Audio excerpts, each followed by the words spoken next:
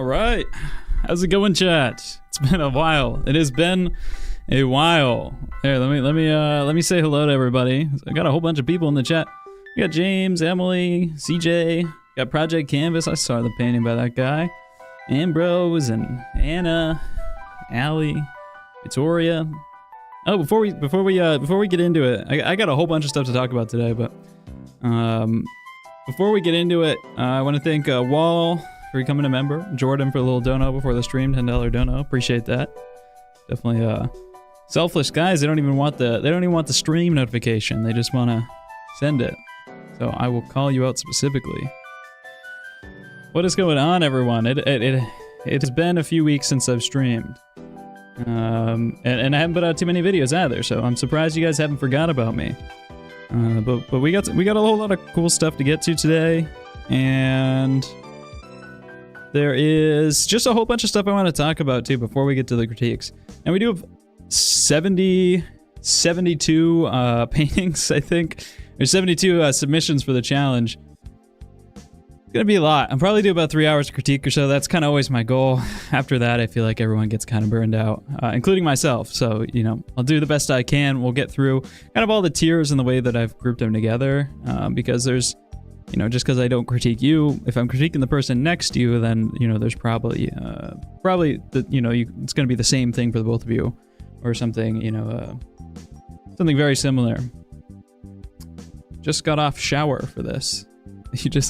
You got off the shower, like you're on like a shift, or maybe you were sitting on it. That's a bidet, brother. Two different things. I missed you guys too. Oh, hello. Yeah, there is some nudity in the background, YouTube. All right, so I actually did. Video got demonetized. Yeah, so I got age restricted, and then I re-uploaded the Biblis video, and then it got demonetized like a couple days ago. So yeah, you know, I caught like $100 in the ad revenue before it got fully demonetized. But it's not age restricted. You know, I went over like the monetization policies and stuff, and pretty much if I don't censor all genitalia, then it's gonna get demonetized, even if it's in a painting. So I'm not sure. I think that does include boobs, breasts, bazongas. I think it does include that too. And in a video like that, it's just I'm not gonna go through and censor every single thing with black bars. I should have just left it up as full nudity. But the age restriction, that shit sucked. That's, you know what it is. I got another video coming out too in a couple weeks here. Not a couple weeks, hopefully under a couple weeks. I gotta rewrite it, but I have all the drawing for it done. You know, I've been drawing a lot the past couple weeks for this video. I just want to make a video about drawing and improving and learning and art in general, so that's what I've been kind of thinking about and just reading a ton. I'll talk a little bit more about that specifically in a few minutes here. But yeah, I don't know, that video should be done hopefully in around a week or so. I got a whole bunch of stuff going on in the background right now too, so it's like I'm not just doing this. Why are your lips so red? That's all. Yeah, you know, I don't have any like gaming stuff planned for a little bit.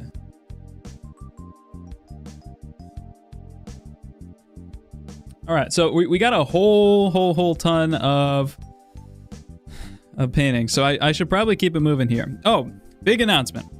Before I get to anything else, on Tuesday, this Tuesday, there will be a Halloween special live stream. Okay? I went all out.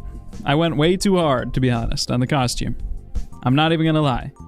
That is happening on Tuesday. Tuesday evening, probably. What's too late for the Euros? It's probably still gonna be like 6 p.m. or maybe I do it a little bit earlier. Probably still gonna do it at like 6 p.m. Eastern. I can't. You know, half my audience is European. I feel like at least half of the Discord. I feel like there's a lot of we have overrepresentation of the Euros in the Discord. So yeah, I don't know, but we're gonna do some pumpkin carving.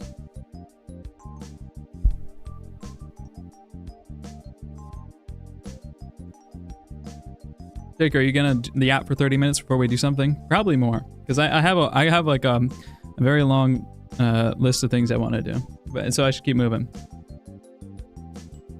The Euros, they don't even know what Halloween is, too. This is why I want to do this, because America, just we haven't spread our culture enough. Nobody even remembers America anymore. I don't think anyone in Europe does Halloween. Do you guys do Halloween? They definitely don't do trick or treating. So we're gonna bring the pumpkin carving to the. It's a European. Didn't that come? Everything comes from Europe, I guess. It's older than that. You guys aren't carving pumpkins, though, right? Somebody tell me.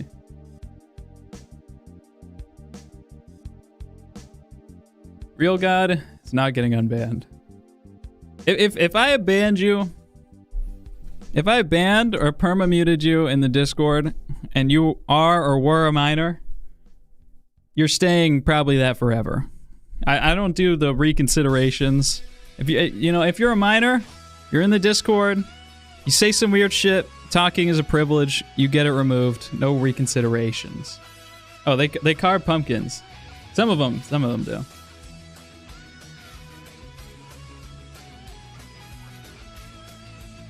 Just be older. Minors can come into the Discord and just consume all the cool resources and participate in the challenges and stuff.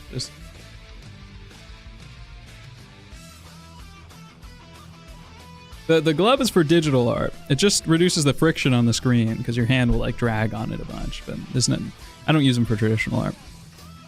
Okay. So yeah, I want to talk a little bit about where the videos have been because I have slowed down quite a bit. Yeah, I mean, probably in the last 2 months I've uploaded like what, twice? And one was my Minecraft stream like 6 weeks ago, so. Oh, forgive me. Forgive me. I don't like the song. Hold on. Oh. It's a Diet Coke, right? Yeah, so, I started doing all this stuff like about a year ago now. It was last summer. I quit my job, working at a restaurant, and I was like, I'm just gonna go famous on TikTok. I'm gonna go be famous on TikTok, okay? I'll figure it out. I had I probably had 10K followers or whatever. I had like, oh my God, this one piece of hair, bro. Just chill the fuck out. Bro, where are you? Right hand. Okay. I had like 10K followers or whatever, and I was just like, you know what? I'm gonna be famous on TikTok. I probably made like $20 total on it. So I did kind of ups and downs for a little while, but probably for the next 6-7 months, at least, I don't think I couldn't get over like 25K followers. I was averaging like 10-15,000 views a video. I just, I was like grinding super hard. It was really depressing. I was living off like $1,000 a month pretty much. But in April, I started that new kind of draw over format, and that's when shit really took off. You guys have all seen the shorts. That's probably all found me. That first took off on TikTok. I hadn't even reposted it anywhere. And yeah, that was all the way back in April. But, pretty quickly after that, at that time I had made like a couple YouTube videos, and I was at like literally 1,000 subs, under 1,000 subs, like 300 subs, and then I made one, I went up to like 1,000, but that was it, and I'd only made a couple YouTube videos. I started getting like randomly shadow banned and stuff on TikTok. I'd upload a video and it would get like 500 views, and I had like 150,000 followers, and it would like the views only came from people like actively on my profile. So I was just getting like weirdly shadow banned. They wouldn't tell me. But so I just decided I'm gonna commit to all this YouTube stuff. I'm gonna start making videos here. That's when I made the Temu video. I think was one of my first ones that I actually took seriously. That's when I consider myself like actually like seriously pursuing this stuff for the first time. And things they took off here, and I've been just kind of grinding out, trying to get weekly ones out. And then I went back to I reposted all of my TikToks to like Reels, and they did even better there. I didn't even know people used Reels.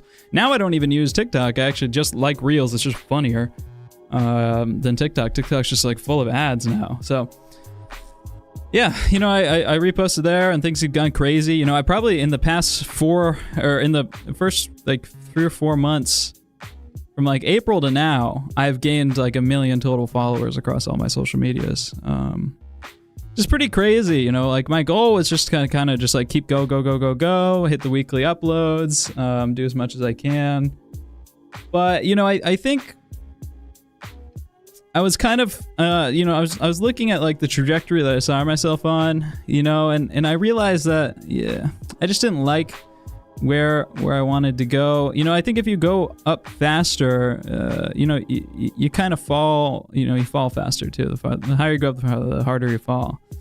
And I'm gonna get back to making, you know, more content, but I just wanted to take a little bit of time to kind of reevaluate, you know, like my skill level, and my interest in like making videos and like making interesting narratives and writing stuff that's like fun and engaging to watch. My editing has gotten significantly better. I'm making a couple reels right now that I'll post just as reels, and I'm feeling really confident in that.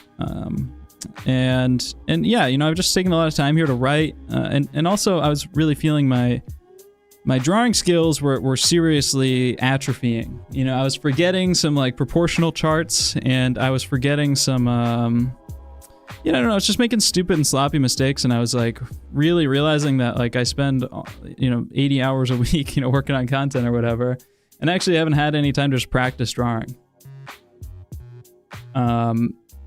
So, you know, there's you know, so much that I want to get to, and I want to keep prioritizing my art as number one. And I realized that was kind of slipping. And I'm always going to care about the art more than anything else. You know, I started doing social media not because I'm an outgoing person. I hate going out. I'm not very social. You know, I got nervous before today's live stream because I haven't streamed in like a month, right? So, you know, I just started doing social media because I was like, hey, I want to be an artist, and I want to do art full time, and I'm going to do it however I can and find whatever skill set works for me. I think that's what you got to do as an artist. You know, it can be illustration or whatever you want. And I really love doing this. It's so much fun. But, you know, I didn't become an artist, or I didn't become a social media creator to be famous. You know, I became a social media creator because I just like making art, and that's the best way for me to keep going. And I love doing it now. But, you know, I've just spent a lot of time really thinking and learning skills and improving my drawing skills and gaining back some of that atrophy skill. And I'm much, much happier right now. And I think the videos that I'm going to start making, or that I have been making, including the Biblis video, are much stronger videos. And, you know, they're going to be smaller or more niche for now, but I think that these things just have far more potential than just kind of shooting in the dark. So you know, that's where I've been. You know, also in the background, me and Ramon Hurtado, my teacher and good friend, he was here for the critique stream on the compositions. You know, I think he's genuinely one of the most knowledgeable and best teachers around. We are working on like a complete drawing fundamentals course that's going to go through like the head and just like all this like art history stuff and the meaning of drawing and purpose of drawing and how you can start from scratch or how you can improve your skills if you're like an intermediate and want to really go and learn properly. So we have started working on that, and that's going to be really incredible. It's going to come out early next year, maybe January, February, probably like March, to be honest. Yeah, probably around March. You know, we're working on a whole bunch of stuff together behind the scenes. So I'm super, super excited, and that's where a lot of my time's been going. So don't think that like, you know, I also said in like my Biblis video, I was like, well, you know, this took me a month, and it took me 60 hours to make the video, probably more than that with a bunch of other stuff included. But it's not like, you know, there are 60 hours in a week, but I'm also doing a lot of other shit in the background.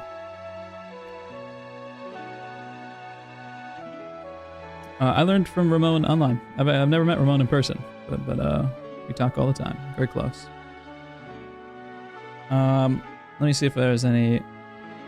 Have I thought about doing collabs? I collabed with Skynex on his channel a few weeks ago. That came out like a month ago. That came out. Skynex is great. And then I'm appearing on Florent Farge's. Farge? I don't know how to pronounce his last name. Actually, I've only read it. He's got like a podcasty interview, casual conversation live stream he does. So I'll be on that in a couple weeks. I'll ping my Discord or drop it in the Discord for stuff like that. Not a ton of other people. You know, I just think that the fine art world is really dead on the content stuff. There's not really people like trying to make fine art seem cool and fun and interesting and engaging, and that's what I think I bring to the table. And I think it's a massive disservice that everyone that's into fine art, they try to be like, oh, I want to make content about fine art, but I'm only going to talk about, you know, like which pigments should I put on my palette and which palette is best for painting a portrait. And nobody ever actually puts in any work to make this like fun to get into and engaging and like actually something that people are interested in, people who aren't painters already to get interested in. I think that the fine art world has massively failed in its promotion of this, because this is like the best hobby ever, or you know, passion, and all we got to do is just make it seem fun like video games, you know. And video games are obviously a lot easier to market, but there's plenty of sports that have become popular because they have been popular online.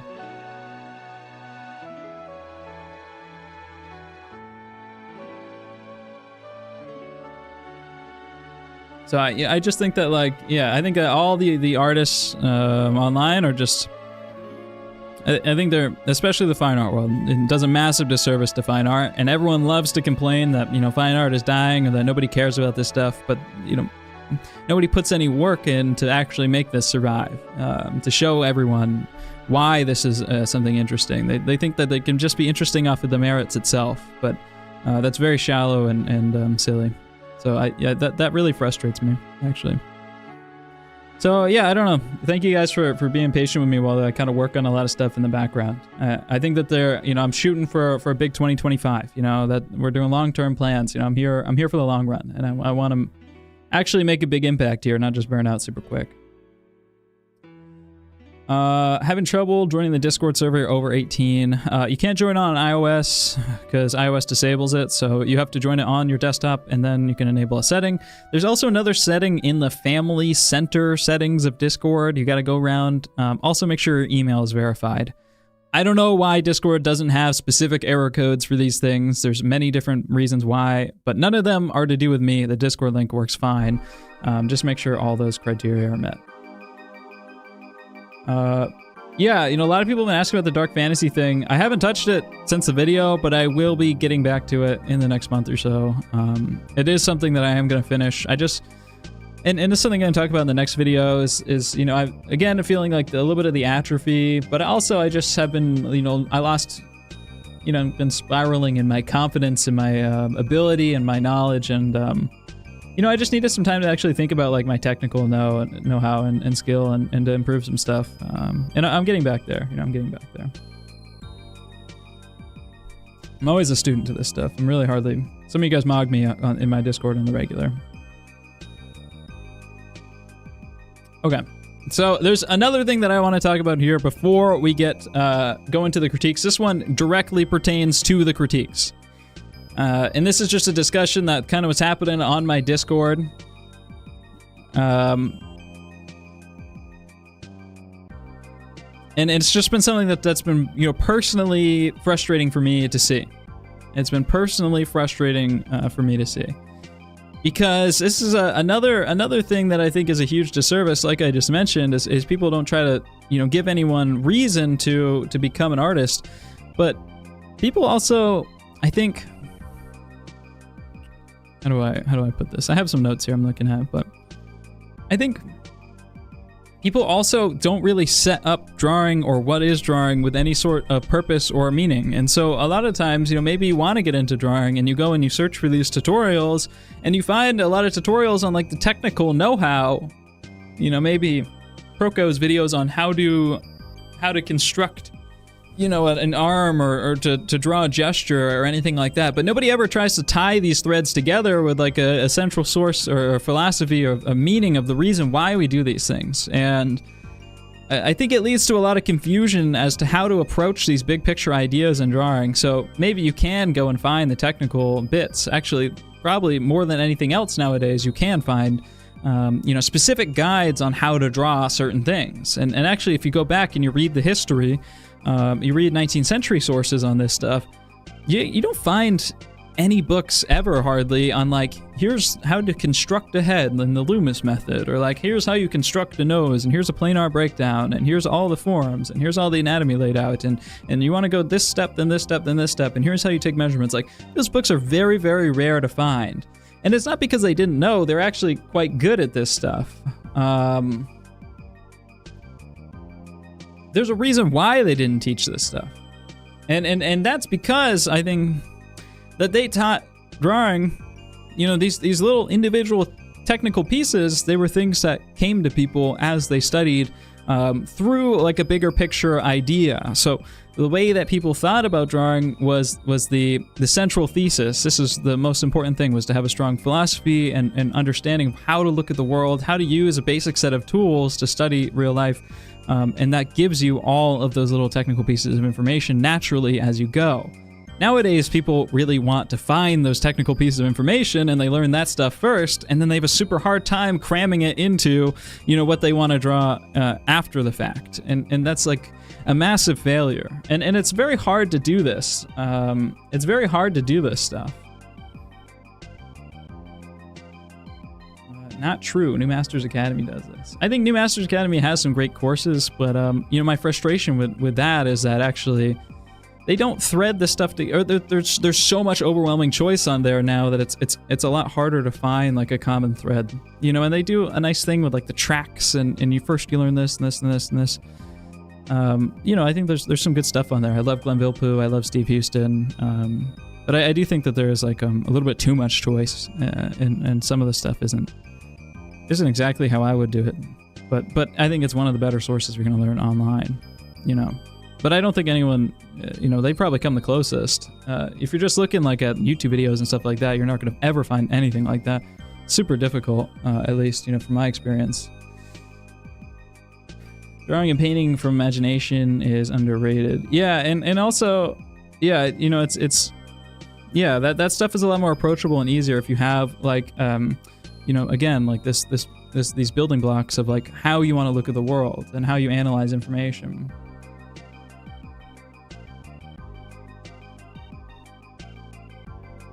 Also people kind of drew from the classics all the time, and it's like, oh, how do I draw an eye? What are the simplifications of the form? It's like, well, if you're looking at like Greek sculpture or classical sculpture all the time, then like it's actually pretty darn easy. They make it stupidly simple. So if you're drawing from that stuff all the time, you learn that stuff really quickly and naturally. It's very easy. You don't have to open a book and go through all these sources and go through a million Pinterest photos and stuff like that, and see these people on Instagram break it down into the most complicated ways possible to make themselves like feel cool or smart or whatever. No, they had good teaching. They had a good understanding of this stuff. They didn't just draw from life over and over and over again. They did have teachers, but it was actually quite common back in the day. Teachers didn't demo for their students or didn't draw over their students' work because they didn't want to rub off in their style. And if you look at like 19th century anatomy book by Paul Richer, the book specifically states that its drawings are supposed to be as boring and as neutral in style as possible as to not rub off on the student, because they don't want the student to read the anatomy book and just copy all the diagrams like I know I have before and many of you guys do all the time in order to learn anatomy. They don't want that, right? They want people to use they're understanding the anatomy when they're looking at the world in order to construct things, or when they're looking at sculptures in order to construct things. Yeah, I think the Russian books are a lot better at this stuff, actually. And that's actually what I've been doing for the past 2 weeks, is I've been reading pretty much exclusively Soviet drawing books, and some of the pre-Soviet Russian Empire drawing books. So I've been really enjoying that. And that's a lot of stuff that the Western audience doesn't get, so that's why I kind of want to do a deep dive into some of those. And I've read quite a few, a good handful of them now.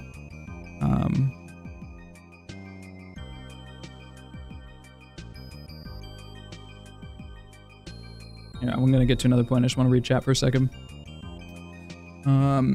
Jake, have you ever tried art? Yep. Nouveau. The thing with like any like, hey Jake, have you ever tried this style? It's like I don't really ever go for like any specific style. You have any Soviet book recommendations? Yeah, I dropped a handful in my Discord the other day, but I don't know where that message is. I don't want to like just re-upload them specifically, and because it's probably not super legal. I don't know what the copyright stuff is on that. I read a couple books there's a couple books called Academic Drawing and Drawing the Portrait by a guy named Rostolsev from like the 50s. Sapochnikov has a book from the 19th century,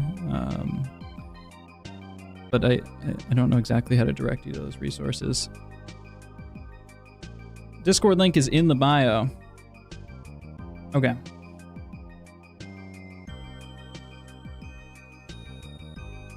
Let me keep moving. Okay. So I that was the first sentence of my notes on this chapter. Let me keep moving because we got a lot of critiques to get to. So one thing I have been getting quite black-pilled on. Oh, Nikolai Lee. Yeah, that Nikolai Lee is a very good Soviet drawing book. I like that one. So I'm getting really kind of black-pilled in my drawings. I'm getting depressed looking at some of your guys' drawings. And I you know, the thumbnail, by the way, is a joke. I'm joking around a little bit. Oh, who's spamming in the chat? You're getting banned.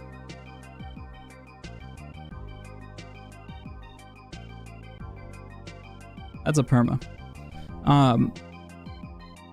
Yeah, I've been getting kind of black-pilled looking at some of your guys' drawing. You know, I'm joking when I say that a little bit, but I think that, again, like the way that we look at drawing is just so horribly broken in many ways, and it's really frustrating for me to see.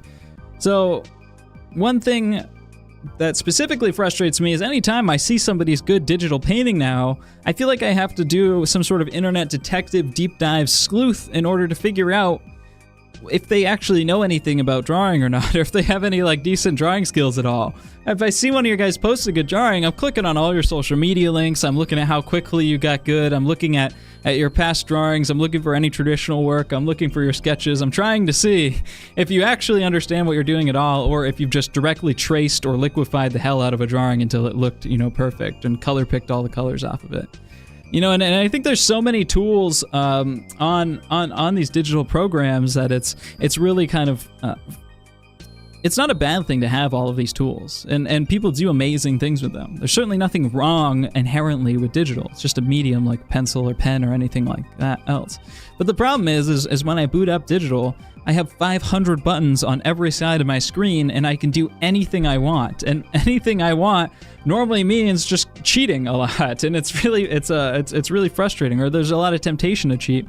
And also, you're working on like a smaller digital screen. You're zooming in and out. There's just so much going on that you end up focusing on everything but drawing. And this is what's really, it's what I think really takes away from the experience and like the values of drawing. And when I say values, I don't mean how light or how dark something is. I mean more specifically like what do we care about? Like why are we drawing and what is drawing? This is something that frustrates me. Someone asked, what is Liquify? Liquify is a tool on digital or Procreate or whatever, where you can take your drawing and you can just, you know, pull this side of the head into proportion or pull this side of the face into proportion and just mush and pull stuff around like it's liquid in order to make stuff perfectly proportioned. I would also lump into this category using the photo reference, overlaying it directly on top in order to check your accuracy. That can be okay sometimes, but you know, if you're overlaying the photo on top, turning it off, fixing an angle, turning it back on, looking, fixing an angle, turning it back on, fixing an angle, it's basically just tracing. The same goes for the grid method, you know, or literally directly tracing. All of those things are just tracing with extra steps. Some of them are less bad than others, but you know, this is the thing that I think it's really, it's starting to blackpill me. It's starting to make me feel depressed about drawing in general, because the next answer that comes from me condemning this stuff, which I love to talk about this stuff, and I love to have a good debate on this stuff, but when I say, you know, you really shouldn't do that, you should just learn your proper proportions and learn how to fix your mistakes yourself and look for these things yourself. even if it is slower, even if your drawing isn't perfectly accurate at the end. When I say that, the most common response that I've gotten so far is just, well, I do see the mistake myself. I do know anatomy. I do know form. I know these things, and that's why I see the mistake. So then I just liquefy or transform or stretch or pull or direct or, trace or whatever in order to fix it. Isn't that just fixing it? And I think this is really where we have to completely reframe what is drawing in order for me to answer that question. And I think the way that we have to do this is we have two types of drawing is optical, and then the other type is constructive drawing. So this is how I would break drawing apart. There's two sides of it, optical and constructive. Optical drawing is just seeing the world as it is, like an impressionist, right? We're just looking at something and we're trying to capture that direct optical surface of what we're looking at, the screen in front of our eyes that's projecting onto our eyeballs, right? It is purely optical drawing to just trace something, right? You can think about, the impressionists, right? How they're just trying to capture the impression of light in front of them. They're not trying to, think about the three-dimensional structure of everything. They're thinking about things two-dimensionally. And there's nothing wrong with optical drawing. The other side is constructive drawing, and that's kind of seeing things as they are, building them up from a three-dimensional basis. So think about like architectural drawing, right? This is constructive drawing, and breaking things down into simplified forms. And if you only do optical drawing, your drawing's going to look really weak. And if you only do constructive drawing, your drawing is going to not look right. With the optical stuff, your feeling of three-dimensionality, your form gets much weaker. With the heavily constructive stuff, you have so much form, but it's like way too complicated, and it often doesn't really look like real life because you're building it like you're drawing plans for a skyscraper. If I go to my drawing here, I've got a few examples. Oh, I need to put my face in here. Oh, hello. Let me throw my green screen on. Hello. This is like a purely like constructive drawing of a pelvis, right? If you tried to do this every time you drew the hips or a figure, if you tried to draw like this, like calculating out all the perspective, boxes, vanishing points of every figure you drew, you would get so horribly confused and wound up, and you would never draw anything, right? Like, this is crazy. This is a great exercise for architecture students, but really not super useful. At least this level of construction is not super useful at all for drawing the figure. It's a nice little exercise if this is like something that you're personally interested in. Nothing wrong with that. Now that we have that defined, my camera's gonna slowly just slip down. It's the tripod it's on is, I guess, it's finally not heavy enough. Here, we'll just tilt it upwards. So neither's right or wrong, and we all exist on a spectrum. All of us here in the chat today, right now, are on the spectrum. And where you are on the spectrum, whether it's super far on one side or the other, it just depends. And I think nowadays in the drawing education, what we mostly see is an overly, high focus on is an over focus on the optical side of drawing for the most part. Someone tagged Tan Thompson. He's overly on the constructive side. He makes drawing way too hard. The guy's really good though, so I don't got any shit to talk about him. I just think he could make his education look a little bit easier. And all of you people that learned online, that learned with these tools, when you're liquefying, when you're tracing, when you're transforming and moving all these proportions around, what you're doing is you're not focusing on the form. You're not focusing on the three-dimensional surface of a figure. We're not thinking about, these are the cheekbones, and I'm constructing a plane outwards across the front of them and moving back on the, my cheekbones towards the back of my head. I'm moving in the three axes of space. When you're bumping a proportion up or down, you're not thinking about these things at all. What you're doing is you're sliding the lines up and down on your two-dimensional sheet of paper, right? You're not engaging with the world of form. You're not engaging with anything other than just the flat surface of your paper. And to be honest, that's boring. That's boring as fuck. And I think all of us have had the experience the most frustrating experience I possibly go through in drawing. Whenever I get to this point, I'm done. It makes me so angry. There's no going back from it. When I'm just bumping a measurement up and down and up and down and up and down, and I'm trying to just bump it around until it looks right and I can't figure out what's wrong, that is the worst experience in drawing. It is terrible. It's not fun. It's not fun at all. And drawing should be fun. To some extent. It is work sometimes too, but... So I don't want people to do that. And when I do that, I know that I'm at a stage when I'm doing that, I realize that something's wrong in the way that I've approached the drawing, and that by bumping things around until they look right, I'm never going to truly get there. And I should restart or rethink about it or take a break and come back to it and try to think about things from a different approach. But I think when you're so focused on getting the end result to look good, when you're so focused on getting the end result to just look good, and you're just trying to get it perfectly accurate to the photo, you're never ever engaging with these ideas of form. You're never engaging with the ideas of construction. You're never engaging with making things feel real with the creative play of pushing and pulling and modeling your drawing like it's a ball of clay. All you're doing is just sliding things around on the two-dimensional plane of your paper until it looks right. And I think that this is, it's a shame. I think it's a shame. Is it even drawing at that point? Somebody said. Yeah. Well, that's the way the vast majority of people, engage with drawing nowadays. And people in AP art, they get taught to use the grid method, Nobody teaches what the meaning of drawing is anymore. And nobody talks about it. Well, other people talk about it, of course, but not enough people really sell these big picture ideas. And so this is what frustrates me. I see the mistake. I know form. So what's wrong with me using the liquify tool? I'm just going to fix it to look more like the photo. Well, I think that it's not about looking like the photo. It's about making something that feels realer than life. This is the thing with the Bouguereau painting I just did. I just did that Biblis painting. This is the idea with that, right?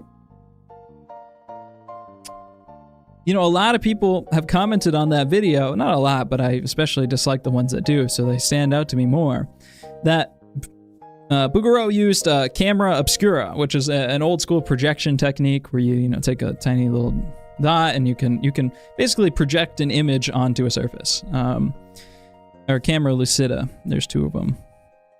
And that's just not true. He didn't, and it's very well documented. And if you have read anything in your life ever, you would know that he didn't do that. And it really frustrates me when people say that, because they just the only level that they're engaging with drawing on is seeing something that looks nice, seeing something that looks realistic, and just going, "Oh, it looks realistic, so he used a projection technique."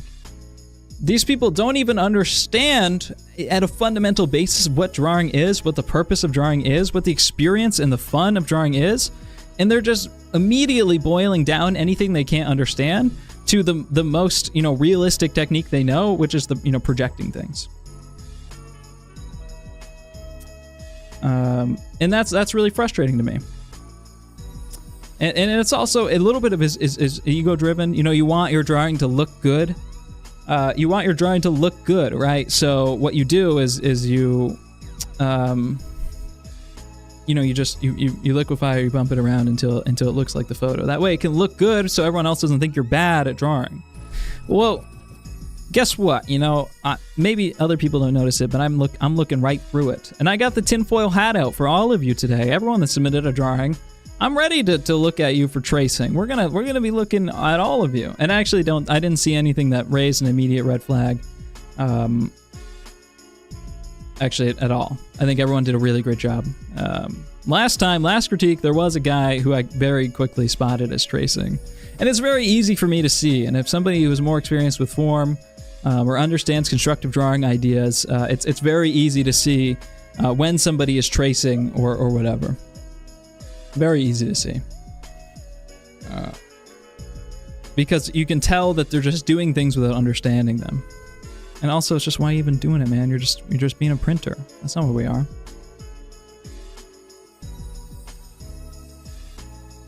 All right. Did I write anything else? Drawing is not the optical pursuit of just matching angles until they look right. Drawing is the pursuit of form. Right? So we're searching, we're looking for what something is fundamentally. We're looking for the three-dimensionality of it. We're modeling, we're pushing and pulling, we're shaping things like blocks of clay. And it's not about just getting it to look right. It's about making something. And I would much rather all of you make something that doesn't look like, it doesn't get perfect likeness, but it feels real, feels three-dimensional. That's much more what I want to, impress on you guys.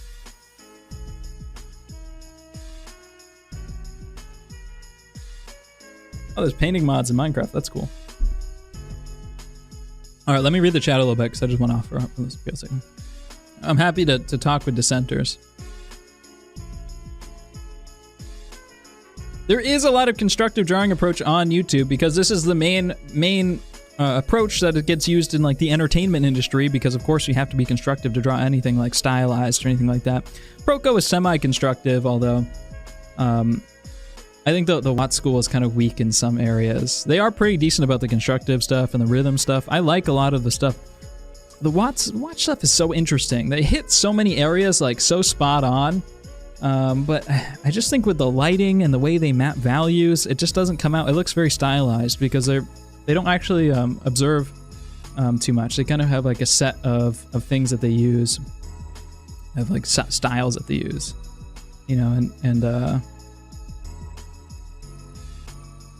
No shade to though. I've studied Watts online. I took classes with Jeff Watts. Jeff Watts critiqued my drawings back in the day.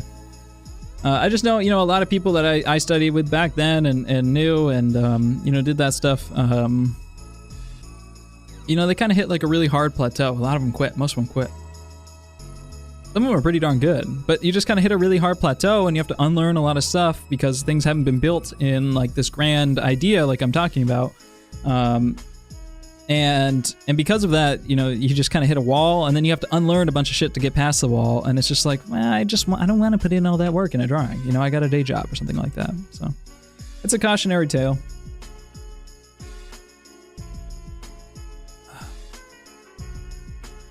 Nothing wrong with taking classes from Watts. I've taken a handful. If you can't join the Discord, try to copy and paste it into a different browser. You can't join it on iOS. You have to make sure your email is verified. You can't be under 18, and you got to go into the family center settings of Discord and double check all the settings in there to make sure you can join NSFW servers. It's a whole bunch of shit. I don't know why Discord doesn't have specific error codes for the problem. I'm sorry. It's not my fault. Nothing's wrong with the invite link. Oh, okay, let's get to it, Jake. Somebody said. Yeah, let me just make sure I have anything else. Drawing with form allows you to do more. A lot more. So don't deny yourself the experience of drawing, even if things don't look right. And here I have a few drawings that I want to show you guys. Even if things don't look right. So this is a Nikolai Fashin, Russian artist. Came to America, midway through his life and lived out the rest of his life in America. Drew a lot of like Native Americans in Southwestern America. Very great artist. One of the best portrait artists of all time. Like, this guy is just a beast at modeling form. Star student from the Russian Imperial Academy in the 19th century. Yeah, and he just like, this is like killer form modeling. Super organic, super beautiful. Great artist, right? Now, I want to show you guys, and apologies for the quality on this stuff, but I couldn't find it anywhere other than a reel. I got no idea where the source images are here. But I wanted to show you guys this. This is Fashion copying this Holbein. It's very accurate. It's not perfect, though. If you were to overlay this, well, I guess I can overlay it. And there's a handful of these drawings, and I wish I could just find them. I was kind of running around before. But, the proportions aren't perfect. They're very good.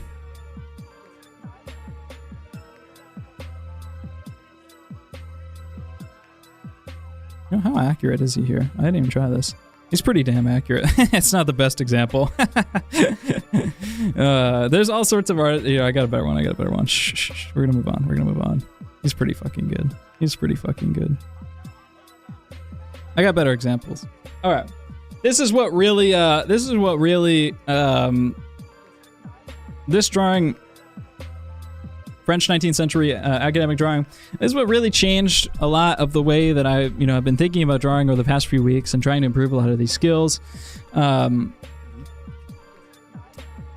I've been like so carefully and finely cross-hatching these drawings and trying to really care about the construction of form, which was a great exercise. But then I look at 19th century French drawings, and these guys are nonchalant as fuck. Like, they don't care at all about how their drawing looks. Like, these marks are like, this is a beautiful, beautiful, beautiful head. This is a 36-inch tall drawing or so. So this head is probably the size of my hand or so. And part of a larger figure that I can't show because of nudity here, and also I'm not sure about the copyrights of the image, but like, this mark making isn't particularly all that interesting, and there's quite messy tones in a lot of ways, and this eye is not carved out at all. He doesn't even have the top lid in. It's clearly just drawn as a ball, and he's just dragging form around. This guy, and the French in particular, they made a habit out of trying to be as nonchalant as possible with drawing. They were like, yeah, I'm really good at drawing, but I'm gonna be cool by like, doing like shitty things, or just being like as loose and as casual about it as possible. They're like leaning up against a wall, smoking their French cigarette style of drawing. And I think that's like really beautiful, because you can look at like the Russian constructive drawings, which are great. I do love Russian or Soviet era constructive drawings, but like, those guys are so technical, it's crazy. Like, the French didn't even go into anywhere near that much detail, and they were making stuff that was just as good. So they're different skill sets, and some of that stuff is like a little bit of kind of self-punishment. Like, I want to be great, I want to be good, so like, I'm gonna bash my head against the wall and like make sure I learn the form of every single bone and in multiple rotations. And it's like, you probably don't need all that. And if you just take that energy and channel it into like bigger ideas, then you can probably get farther or just as far. So it's just how you want to split your energy and time. Nothing wrong with either of them. It just like depends on personality type. But this is a snippet of a prize-winning academic drawing. Beautiful, great full figure. But again, prize-winning drawing in the 19th century France is against like, a lot of other students. I used to have this one up on the wall behind me in my old apartment. But like, look at how they drew this hand, right? Like, he's like, just, whatever. Like, he's like, yeah, there's a hand there. I'm not gonna spell it out to you though. Figure it out. Like, obviously it's there, and this is again, like a number one drawing out of 100 of like the best students in France. These are 12-hour time drawings too. So there's only so much they can do, but the whole rest of the figure is finished. I think that's like really beautiful to care about too. Like, they're just caring about these like big sculptural form ideas. There's hatching that pulls around, that's pulling in the direction of the muscle. This leg is just literally very clearly a cylinder. This is like filled in with vine charcoal, and then they just hatch the edge and just pull the edge out. There's like nothing happening in here. Actually, there's nothing happening in almost any one of these parts. Maybe this is the most finely modeled piece of this, but like, it's about like the entire drawing and like how we approach these things and just carving out, making things feel three-dimensional and realistic. Here's another study for one of this drawing. And this stuff is stuff that I've been, by the way, these two images are actually, most of these images are directly from Ramon Hurtado. We're working on building a course together right now about all this stuff and way more. So, I just want to big shout out to Ramon. Love that guy. Working together on a whole bunch of stuff right now. But, this is a beautiful, spectacular drawing, but like, look, he's searching for the sides of his neck or the hair and like moving lines around and erasing. And he's like kind of sloppy sometimes too. And he's like pulling stuff around and just, very carefully and organically modeling form in these pieces. But like, look at this little compositional or sketch drawing up here, and like how he's actually constructing this stuff from like a big egg shape. He's not doing some like super advanced calculus in order to create a head, but he's also is constructing and feeling form and being three-dimensional. This is like the problem when I tell people, oh, you want to practice constructive drawing and stuff like that. They go, oh, okay, I have to just slam boxes into everything. I have to make everything look like Michael Hampton's figures. And it's like, no, you don't ever see that stuff in the past. They drew super constructively and super form-based, but they don't. That's not how they actually use it. Again, this is what this study was used for. You don't have to just slam a bunch of stuff. And then, all right, one final thing on, and then we'll get to the critiques here. One final thing. This is, I guess this is nudity, but you can suck my balls through my drawers. YouTube. This is a drawing by Titian, and this is a copy by Rubens. So this is like when you're copying things, like it doesn't have to be like there are different types of copying that we can do and studying that we can do. And sometimes when we're studying, we're focusing on form. Sometimes when we're studying from an image like Titian, we might be thinking about the composition of the whole image, how shapes are arranged. And sometimes when we're copying, we're thinking about anatomy, or we're thinking about value, or any of these different things. And when Rubens is studying from Titian, I mean, he's a very experienced practicing artist at this point. He's making all sorts of different changes in this, actually, and I like Rubens' version better. But there's qualities that you come to for Titian for. Titian was never a good draftsman. Michelangelo comes to, or says about Titian in Michelangelo's lifetime, he's like, oh, I went and saw a Titian painting, and it was so beautiful, the color was so good, and it was almost enough to distract me from the fact that the leg was totally, out of proportion. That's what Michelangelo said about Titian, and that's what the Venetian artists are. They're very good at composition, they're very good at making images, beautiful at color, but their draftsmanship skills weren't quite as good. Their form skills weren't quite as good. So Titian's maybe some guy who lands slightly more, I don't even want to say towards the optical side, because he's not painting the impression of anything. He's just designing, but he's not so much of a draftsman.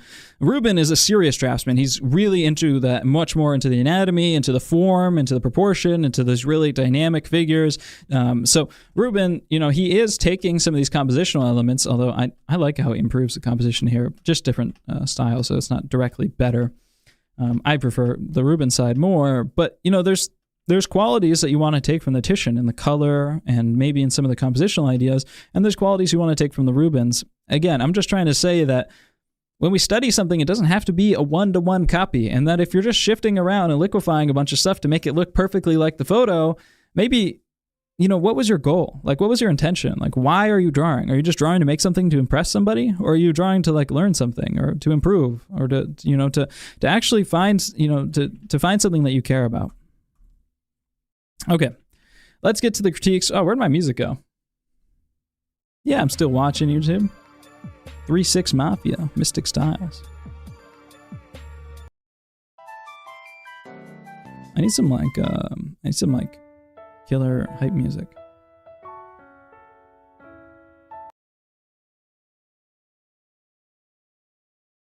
What do we got here? So what's on the? Oh shit! All right, let me read these down. Yeah, Rubens is tough.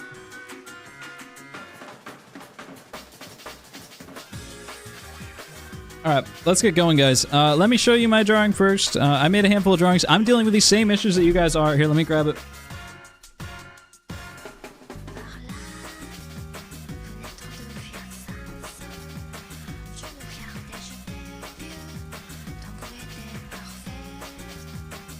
By the way, when I've said I've been drawing a lot for the past few weeks, I've been drawing like really a good amount. There's a lot of drawings in here. And yeah,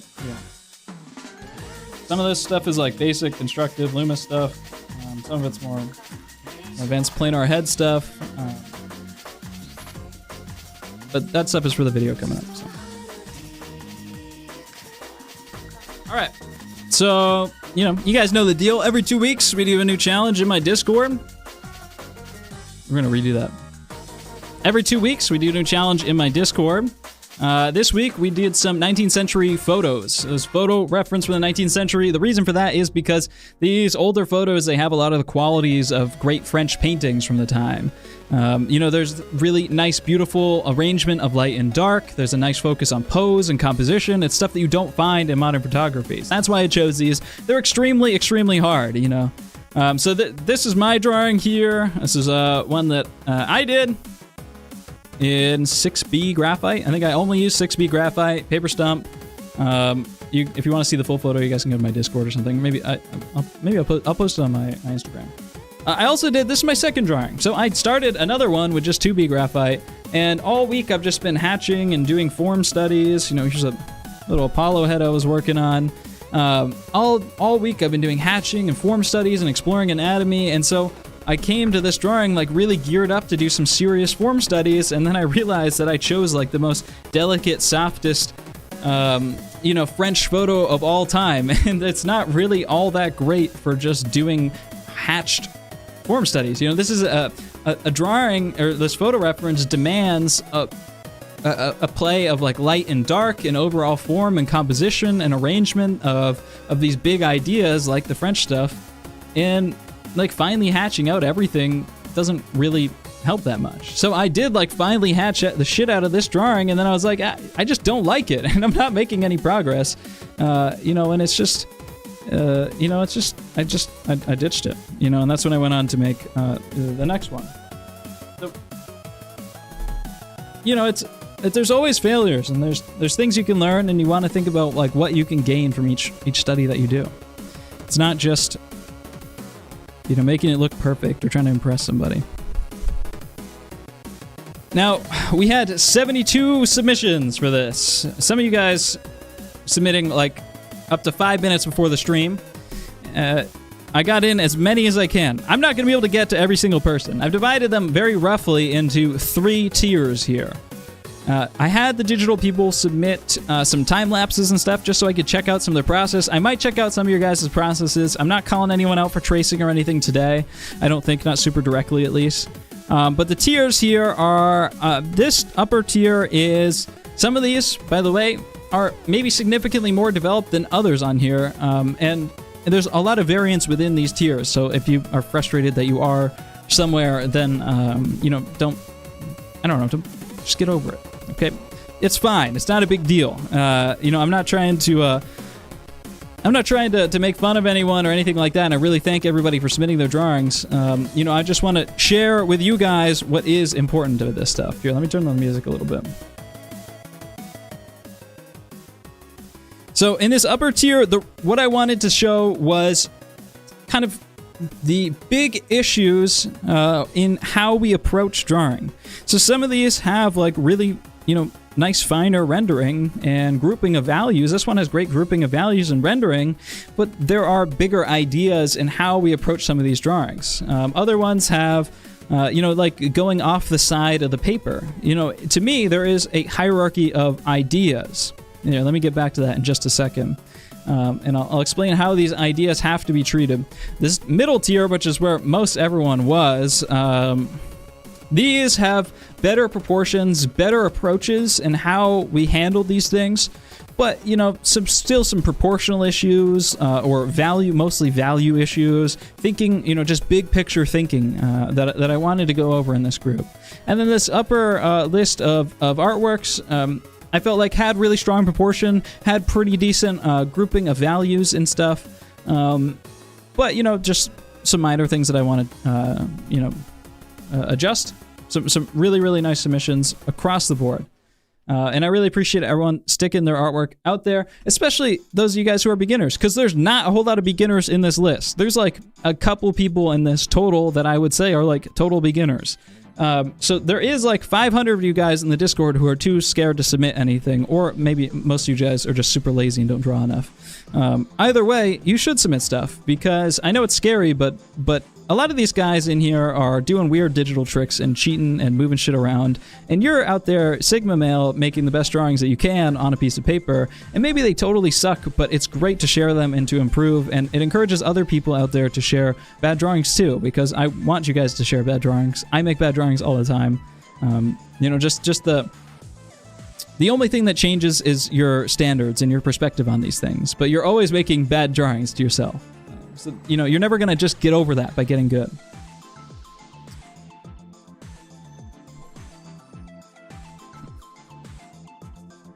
People are mad at their rankings in chat. Get over it. I said it. It's nothing really to do with skill level. It's mostly just about groupings of problems or issues that I want to talk about, because I don't have the time to get to all 72 of you.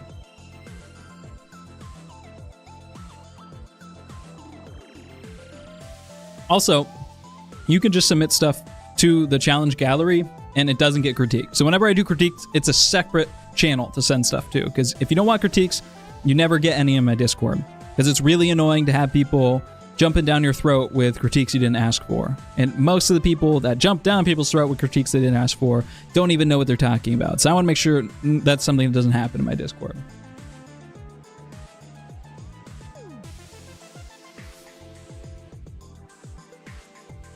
If you got ranked in mid-tier and you're not happy about it, simply get good. Also, it's about bigger ideas and not just like the skill of the drawing. It's just like, if there is like a value grouping idea that I want to talk about and you didn't group your values properly, you're not getting into the high tier no matter how good your drawing is. No matter how accurate it is, or no matter how good the form looks, right?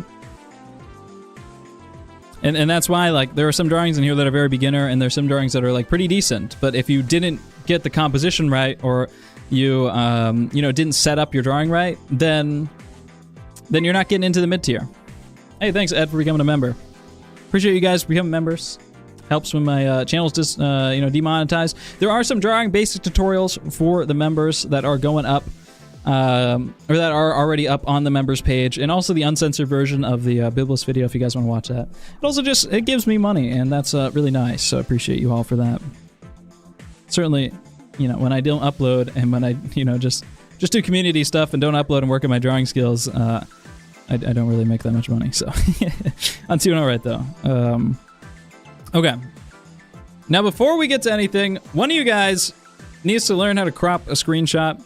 And you took a screenshot of your drawing for some reason and posted the screenshot in the Discord submissions. And what that means is your photo gallery's on the bottom. So if you guys leave shit in here, I'm gonna look at it. Specifically, the autism spectrum test.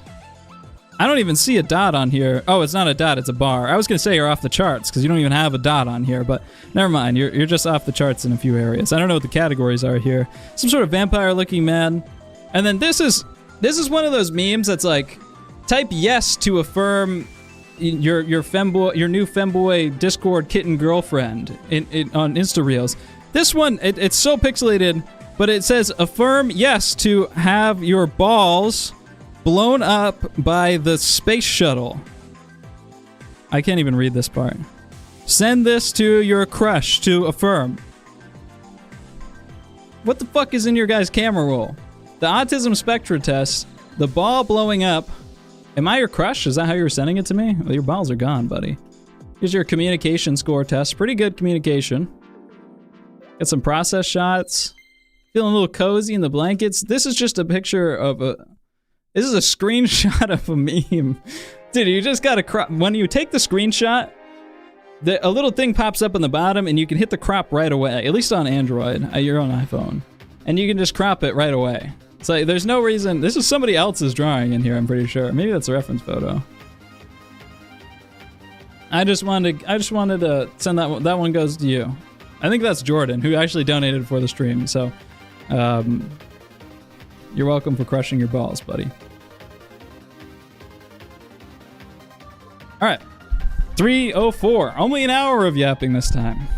Let's get on to some drawing stuff here. Oh, I forgot to, let me drop all the reference photos in. My bad. I don't know if I'm gonna make this into a YouTube video, by the way, so deal with it.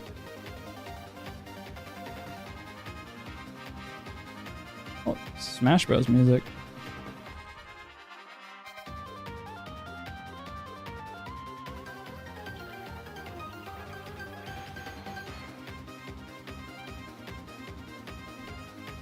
Here are our lovely 19th century reference photos. There are thousands of these photos, by the way, all of similar quality, very high resolution.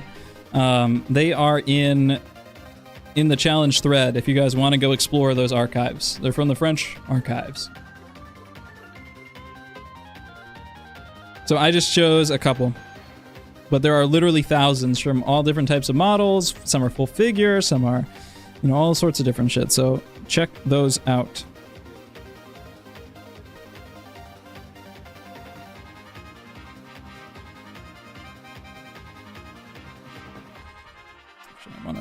This photo is like, this canvas is like 12,000 by 12,000. Oh, I'm gonna fucking crash my computer. I should probably save.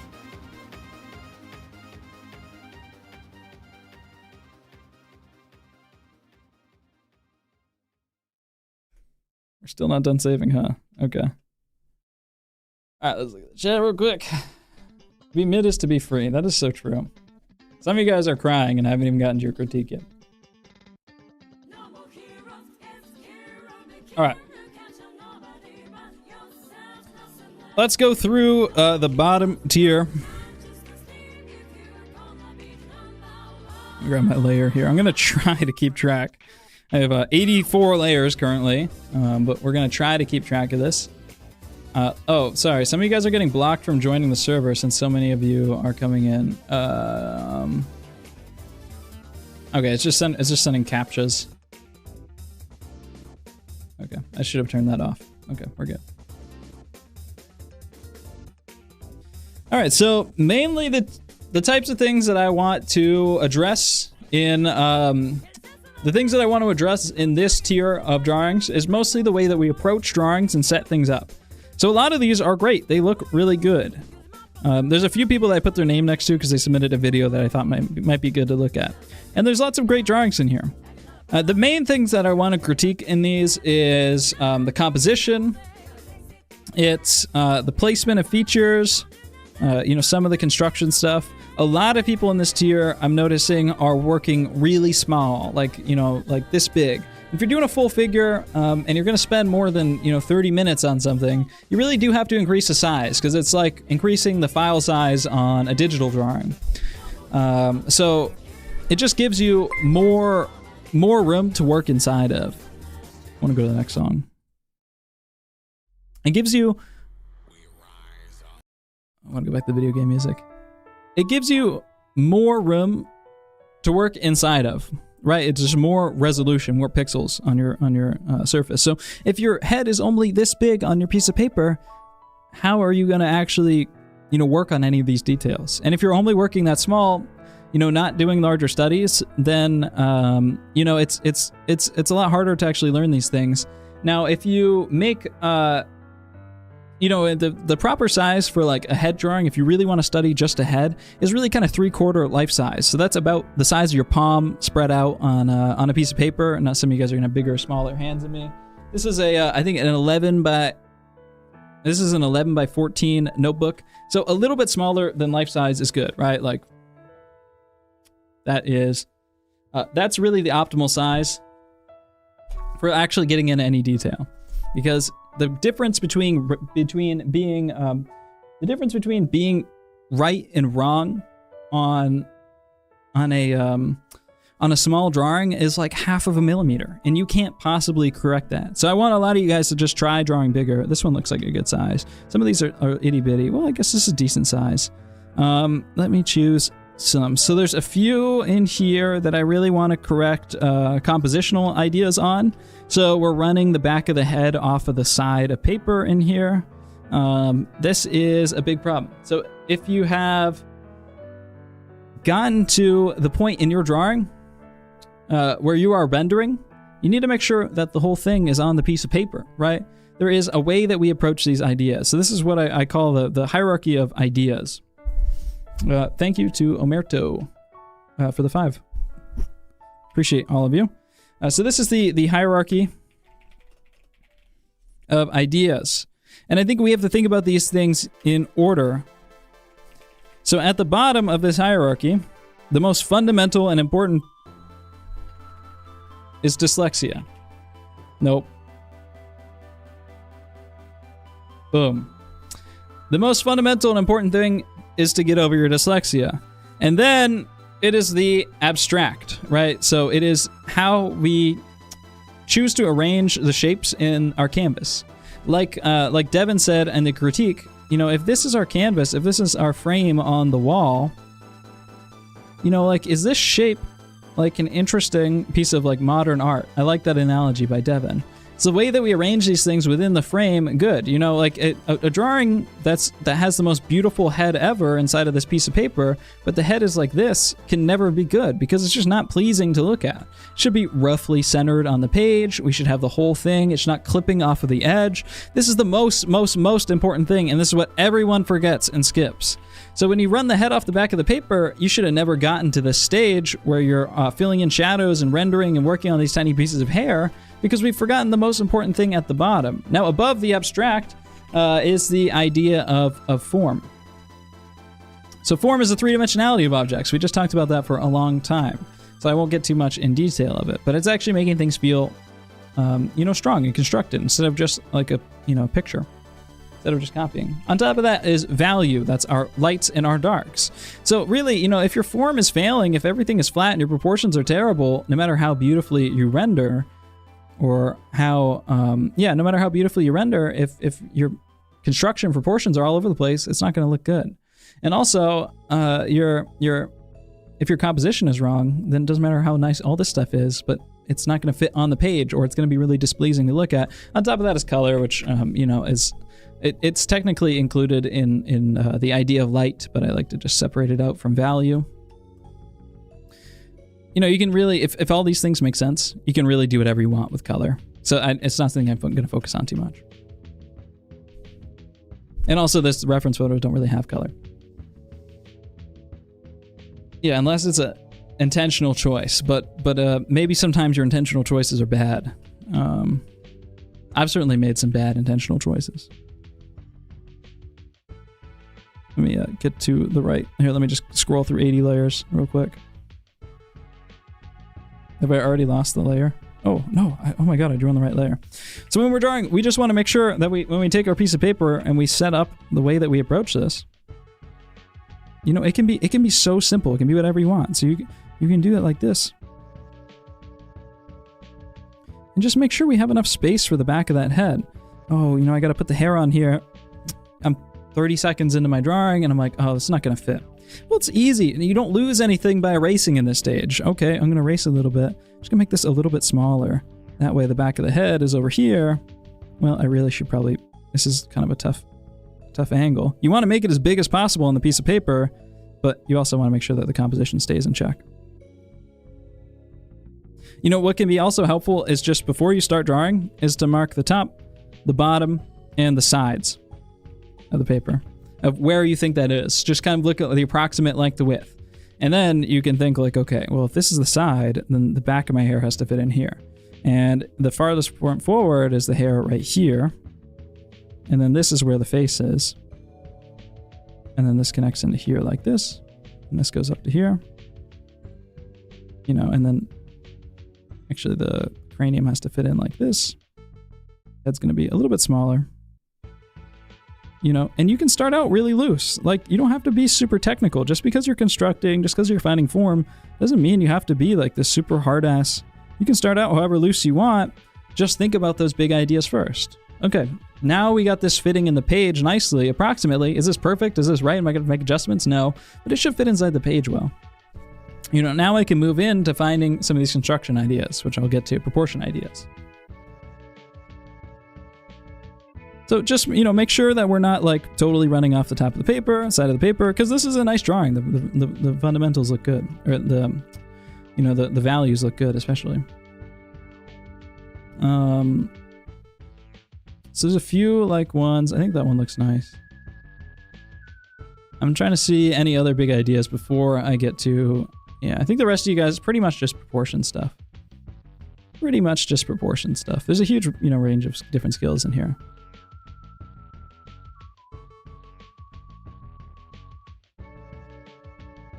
Okay, yeah. So let's pick one to talk about proportions with. This is another one too that I think the rendering looks really beautiful and smooth, and there's like some nice control over the hatching in here, but it doesn't have a lot of likeness, and it feels a little bit flat because I don't think we're engaging with some of like these, bigger ideas that matter. Here, let's find the reference photo for this one. Is it this one? Yeah. So I think that we're failing here to fit into kind of that hierarchy of what matters most, right?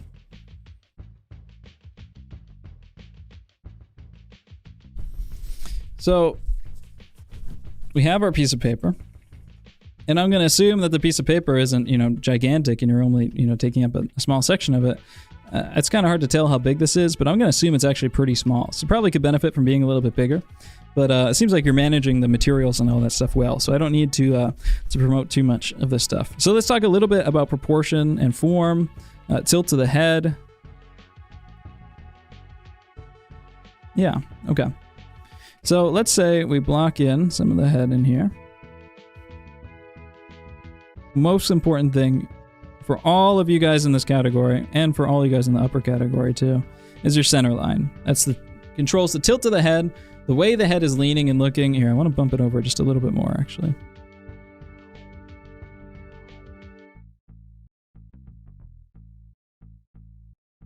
Yeah, I think that's good. Tilt of the head, the way the head is leaning, and also it gives us an axis for symmetry so that we can construct and build things on that axis. I know that people aren't symmetrical, but that's kind of the way that we draw them or think about them, and it's pretty easy to find where the symmetry is and then go, oh, okay, I just need to bump it in a little bit, Otherwise, you're just shooting, in the dark, and we don't want to do that. What analogy am I looking for? I've said that twice now. Shooting in the dark?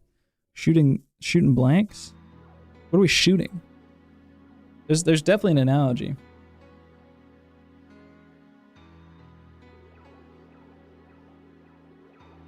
Yeah, someone said, is that the only reason it's in that tier? Yeah, like I said, this isn't a tier based off of skill. This is a tier based off on common issues that I'm seeing and things that I want to talk about. I'm not saying that one of you guys is rank number 0 and rank, number 1. There's a massive range of skill within all these tiers, and these are just big ideas that I want to talk about. And some of you guys, I can't get to all 72 of you. So some of you guys, I want to talk about like proportional stuff with. Some of you guys, I want to talk about like composition with. I want to use your guys' drawings in order to demonstrate certain ideas, right? It's not just about, oh, this one's good and this one's bad. I'm trying to like set you guys up so that even if you don't get critiqued, there's something that you can benefit and learn a lot from. All right, so what is causing this one to feel a little bit flat? Let me think here. This is a pretty nice drawing overall. I would really, if, again, with the composition thing, if this is the limits of your page, and what they do at the, and this is the only school that does this, that, really consistently that I've seen at the Imperial Academy in Russia.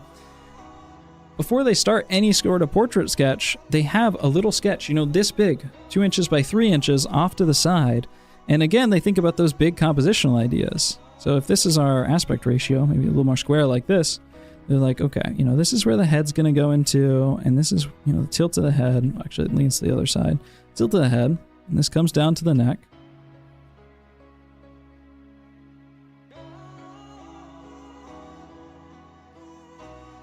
And this is how I want to arrange this image in here. So we're not just like floating off in space. Is this like a good arrangement? Should this be shifted over to the side a little bit more? Should I have more side? Maybe it would look a little bit better if I had this here. And then same with our light and dark, just put in one simple hatched out flat tone. It's super easy to think about these ideas.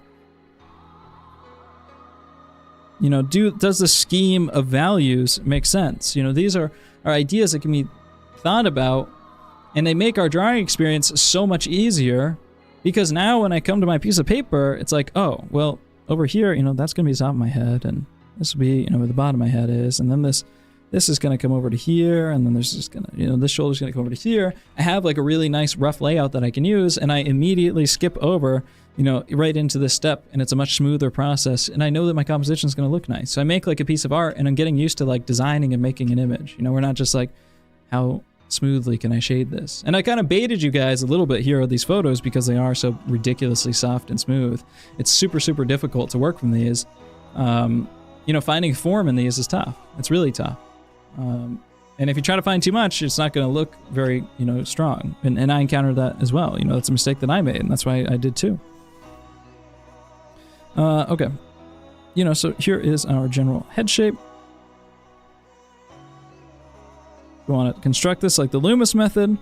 We would have a sphere, or We don't have to construct things like the Loomis method. We can just pull kind of an organic shape or an egg shape like this, make sure that the length to width proportions are right, make sure that we have our thirds of this face split apart. So bottom of the chin, bottom of the nose, brow line, and hairline should be all split into thirds. Now that the hairline is not the top of our head. The head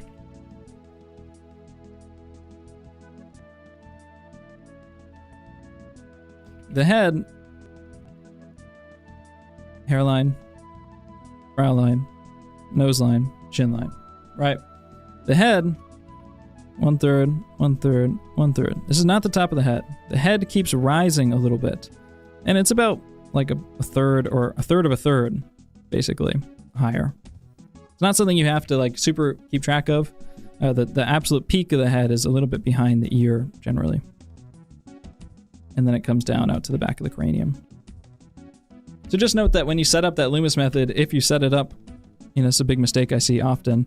People make that ball and they'll split third, third, third, and then they make their head, and then this is just the top of the head where the hairline is. But that doesn't really make sense. So if you set it up like this, you just have to add, you gotta add a little bit more. And if I tilt my head downwards, well, all this cranium comes back up, and actually the back of my head shows even more. So even more form comes up, and my head actually extends in length because of, this is my head looking in profile. My head from the side view.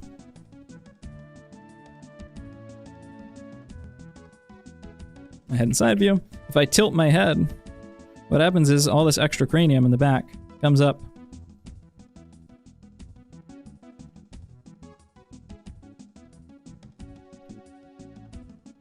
And this total distance is a little bit longer.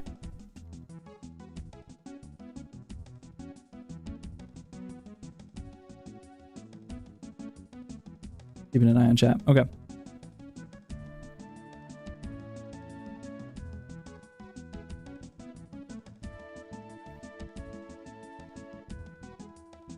So make sure we get that big shape of hair under there. That hair extends a little bit past the cranium. I think in general, proportions look really good here.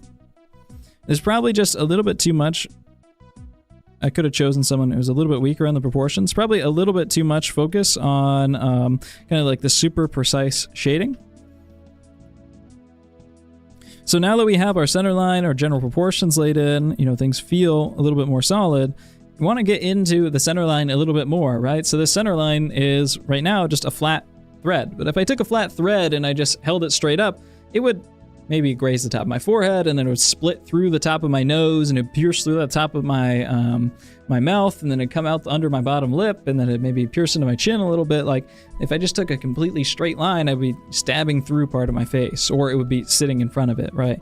So that center line has to move over the form, essentially. If I have a line like this, what I need to do is add a little bit of movement into that line, and then we can extrude that line. There, and now we have a beautiful flowing ribbon. So we want to do the same thing with our head.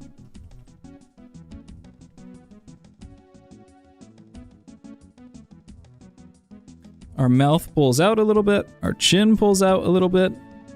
Our nose, in the front view, it's very flat. But we still see the underside of our nose. We pull the center line back on the bridge of our nose, which probably comes in a little bit more like this. Let me make sure I'm matching up with the photo here. Comes in, we come up over the forehead, and then we sweep back on the brow. And I'll probably bring in that hairline just a little bit, which I think you had it. It's probably like right about there. And then we come out to the brow line on either side. We set the width of the brow. These proportions look pretty good. Do the underplane of the nose. You can treat the nose just as like a little wedge or prism. I think the proportions are pretty on this drawing. I just think it feels flat because, we're a little bit too getting sucked into all the little details and a little bit sucked into, making everything very finely resolved and shaded instead of, focusing on like the bigger pictures, the bigger form ideas. which I have to go a little bit more into detail here in order to get to that point. So it takes me a second to actually reconstruct and rebuild this stuff out, which is why I don't have time for 70 people. I could have chosen a slightly proportionally weaker drawing to explain this on, so forgive me. But I think, a lot of people are going to come in here and see a drawing that looks nice and see me, correcting or moving things around and re-explaining these things. I'm using your guys' drawing explaining, to explain kind of big principle ideas to each category that I want to get across. I'm not going to specifically critique each one of your drawings and tell you exactly what's failing. I want to get, bigger ideas across. That way you guys can actually know what to focus on. It's not just me saying, oh, hey, your drawing's bad and this is what you need to do to fix it, which is what I think is really weak about all of these, TikTok or Instagram, short critique videos. It's just like, oh, what you need to do to make your drawing better is just fix this proportion and this proportion, this proportion. It's like, that person doesn't actually have any better of a system to go into their next drawing with to set it up like that. They're just going to go into the drawing and then make those same mistakes again because you haven't given them the reasons why those mistakes are happening. That's what I like to focus on with my critiques.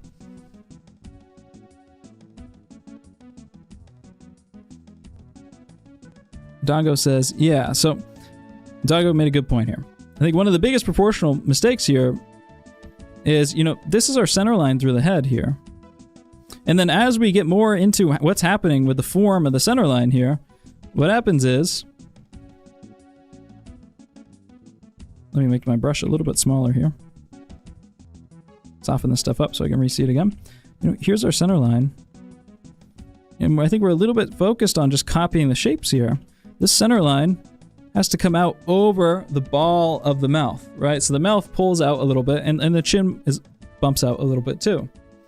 Now, further into that, as we come out and we sweep out from our philtrum, this small little track right in here, and we hit the center line of the lips. But look, the center line of this person's lips is pulling way off to the side over here. Why is there a Kanye song in the middle of this video game music playlist? Then from that point in the center line, what we want to do is establish some symmetry and pull that out from either side.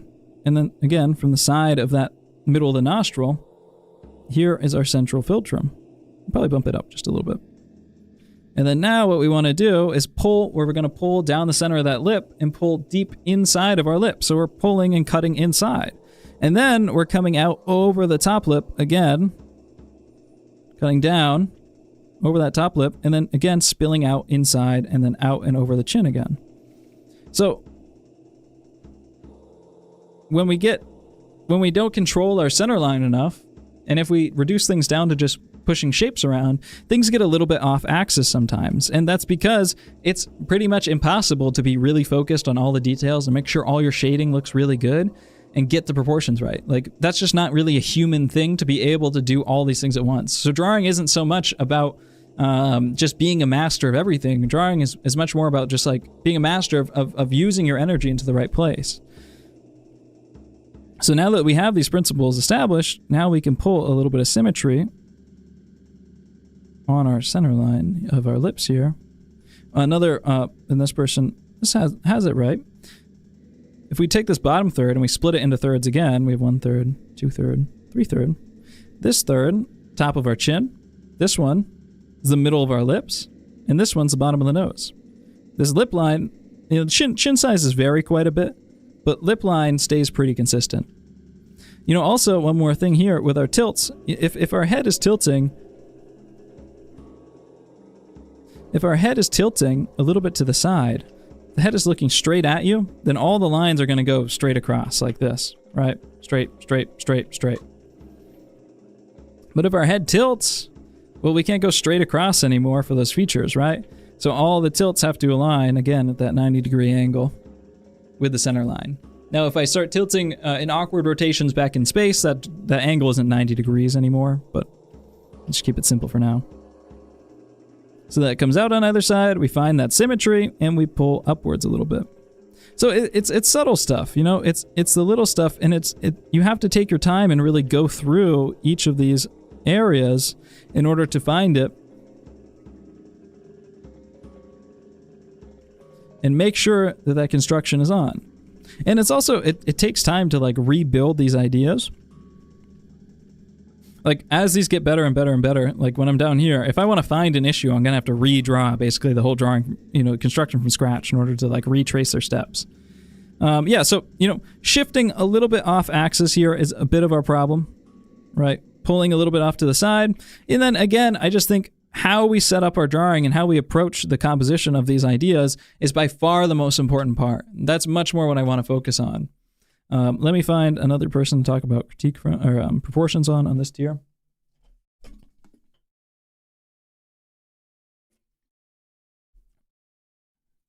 All right, Real God is doing what he does in every chat and just draining the brain from it. You just can't be normal, bro. I'm sorry. You just can't be normal. You guys just you gotta have like half of a brain. Just drag the IQ down of everything. Way too much spam, always. Way too much spam.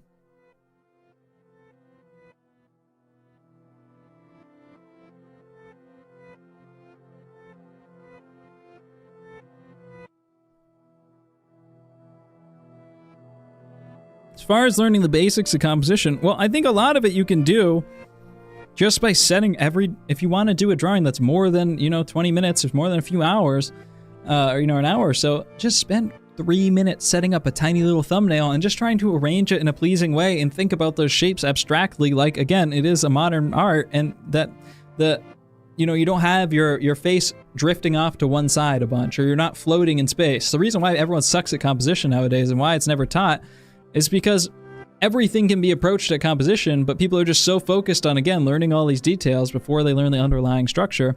You can practice composition in every single thing you do, but you just have to set it up that way. You have to think about it first. And people, they want to like really think about those technical ideas first, and they want to get really pretty smooth shading. Okay.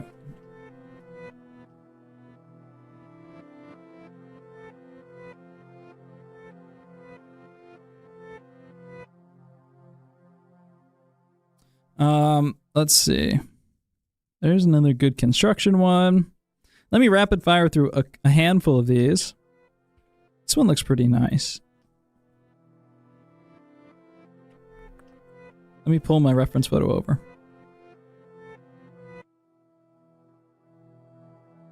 I'll drag this one around with me. Oh, we need to bring the energy up. We got like crazy fucking sad music right now. Enough. Wait. Is it just like Oblivion music time or what?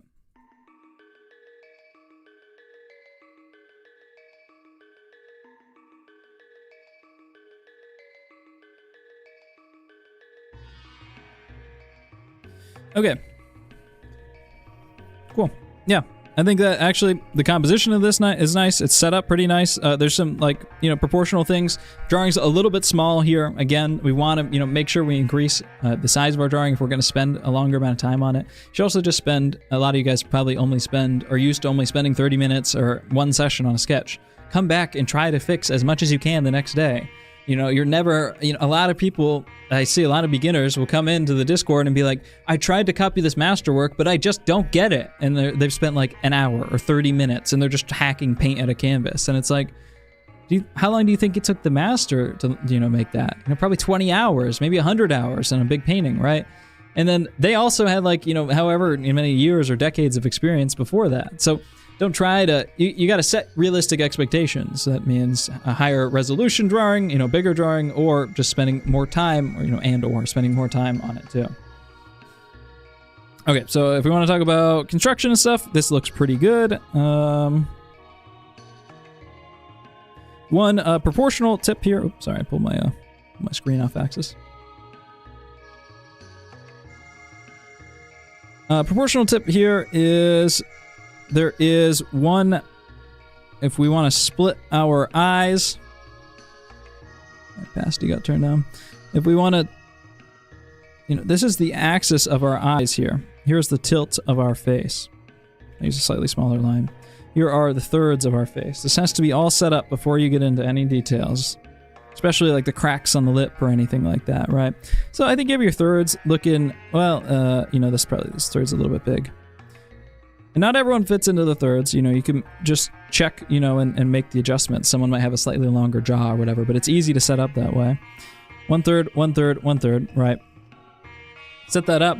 Now the tear duct is halfway from bottom to top, to the top of the head, the highest point of the head. So let's check that on yours. Yeah, that brings us about there. That's pretty good. So, I'll probably bump it up just a little bit. So going across our halfway point, bottom to top. Again, that's looking at the head straight on. If my head is tilted downward, so now the top of my head is like right here, and there's some foreshortening going on, so we gotta be a little bit careful about using stuff like that. But practicing simple poses at eye level, it's a great tip on, especially for the beginners. Front, 3/4, and profile poses at relatively eye level, all that stuff is gonna work out fine. And then as you get into more complicated stuff, you can go, oh, okay, it's gonna be halfway, but maybe just a little bit less, and double check your work that way. So now we draw all this in. Now we have the tilt across our eyes. There is one distance, our eyeballs. What I do is I'll draw in that line of the eyes after I'm confident about my third, and then I mark out where I think those eyes are going to be, normally following up from the sides of the nose. And again, look, this distance is much smaller than this distance. So the right side of our nose is just way bigger for some reason. These things should be relatively symmetrical.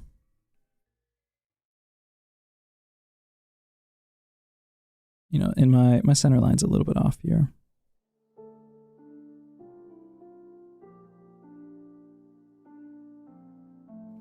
And then there is one eye distance in between the eyes, right? So one eyeball, 2 eyeballs, 3 eyeballs. And then normally about half on either side, out to the side of the head. So your eyes were just feeling a little bit wide set. So just find your eye line, then mark out what you think the width of those eyes is going to be. Here to here to here. And then just check with your pencil. Take that distance. There we go. Now it's this, and this are all the same. And then lately, I've been actually just drawing in a sphere in between those distances.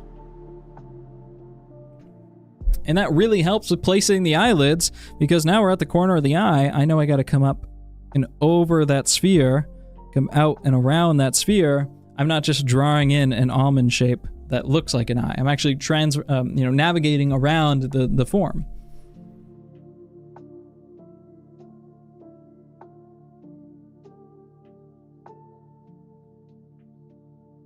Why mine not on the screen? I got as many people as I could. I think I got everyone that submitted in the critiques channel. Same distance here, or same thing here, but just when you have some of those details blocked in, make sure you're checking the total width of your head versus the total height. It's just feeling a little bit cramped in together, and I would actually bet that your eyes are a little bit too narrow this time. Yeah, opposite issue. So if I take this distance here, carry it over, it takes me about halfway into the other eye. So just a little bit, the exact opposite issue, and give me solved the exact same way, which is why, again, I'm trying to focus on bigger ideas here. This is a difficult pose, difficult rotation. You would benefit from making it a little bit bigger, although this is a decent size. It's a little bit small. Let's grab the reference photo for this one. Here, let me put this guy back.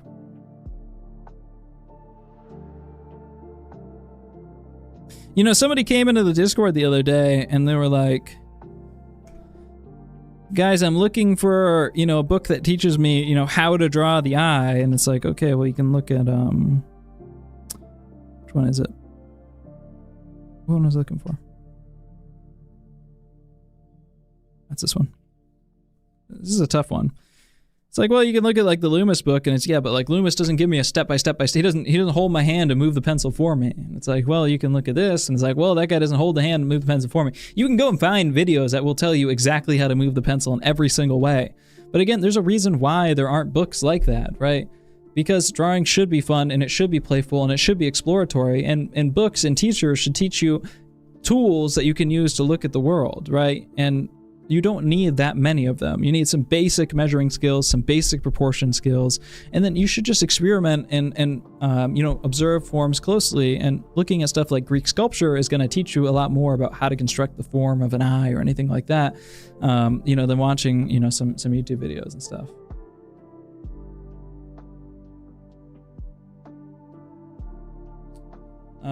Somebody said, not seeing the features first. Yeah, this is a good thing to point out. A lot of people here are focusing really heavily on the features. Here are focusing really heavily on the features. Here we're like really drawing in the eyes. Again, with our hierarchy of ideas here, which matters more than the features is like the overall form of the head. This is what Sargent's teacher, Carolus Duran, called the principal mass. So if we're going to like draw a head, what matters most is that we have like, you don't literally draw this out, but what matters most is that we have like a box that's going to be like tilted in the same rotation. This is obviously in the exact same rotation as that, but we understand, hey, this is the center line. This goes up and this goes this way. And then this goes to the back of the head, right? That's what matters most. And then we want to make sure that we have like big masses that are aligning with that idea. So here we want to make sure before we have any of these features set on a nice composition. I think this is a reasonably good composition, decent size, a lot of successes in this drawing. But then the next fundamental, stepping stone that we're going to hit is the center line tilt, right? So the center line tilts off to the side. Here, look, hitting a little bit, we've straightened out the face a little bit more. So before you get into drawing that eye, you got to make sure that we have that correct tilt of the head. And then, this should go through the center of the brow. This should go through the center of the nose. This should go through the center here. And then, it's going to slope back up.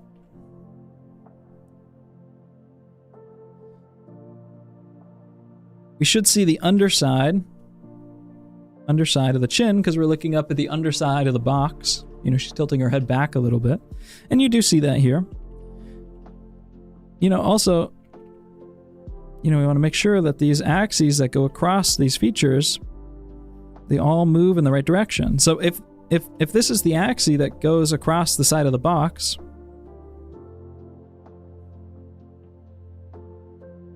straighten that box out a little bit. Shouldn't be super, super sloppy. If I go super sloppy and I like try to explain the whole, everything I do, you guys are going to take too literally somehow. So if I like go super fast and I'm like super sloppy, that's not exactly how I draw. But if I go super slow, that's also not exactly how I draw. There's no kind of one truth to this.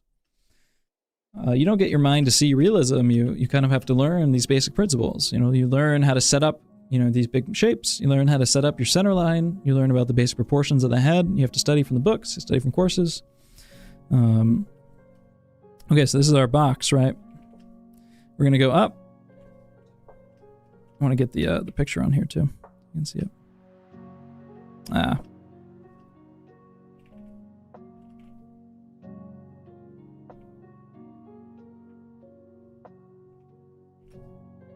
Boomer energy. Now we're drifting back. Here's the top of our head, also tilting in this direction. Maybe the top of our forehead. Top of the head's going to be up there.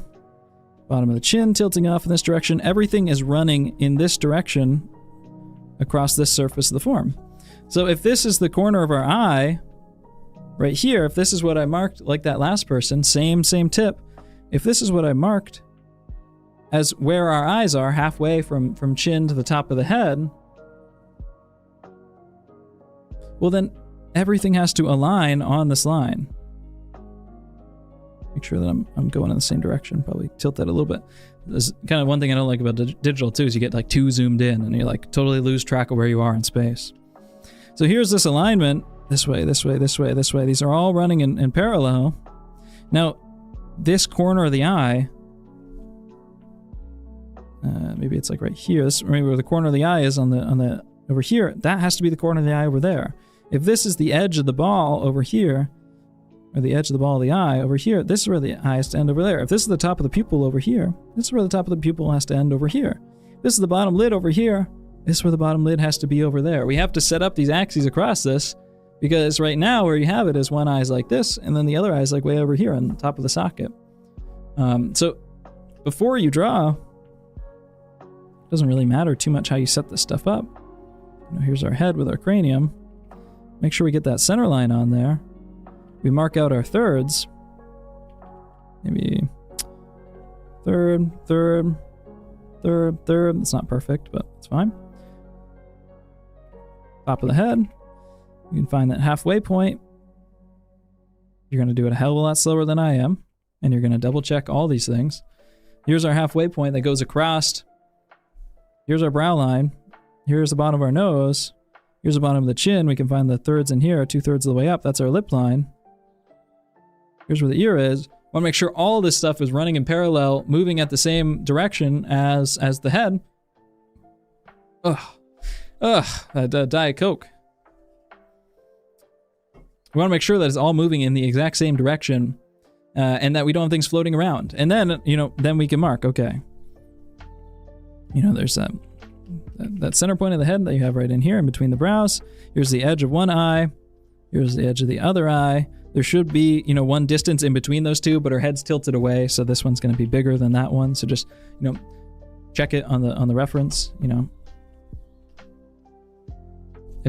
This is the distance I have marked. Here's the line that moves across them.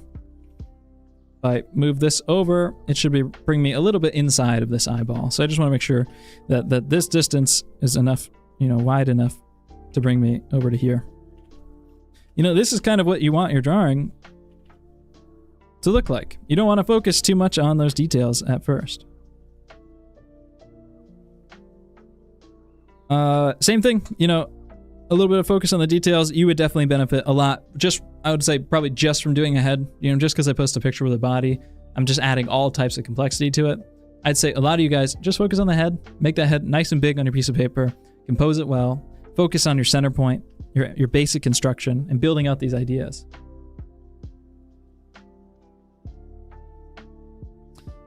Same thing here. This one, it looks, this is what I mean. Like, this looks stronger in many ways, the rendering at least, and more delicate and softer. There's more control over the pencil from this one than lots of the other ones. I'm not saying that this one's way better or the other ones are way worse. I'm just trying to make a point, because this is failing it fundamentally in the same way as the other ones, regardless of this person's control over pencil or understanding the values. And that's something that I want to make really clear with you all. When I put you in one tier, I'm not making an idea about your skill. You're just sharing a problem in common, and someone can be really good in one way and really have poor understanding in other ways.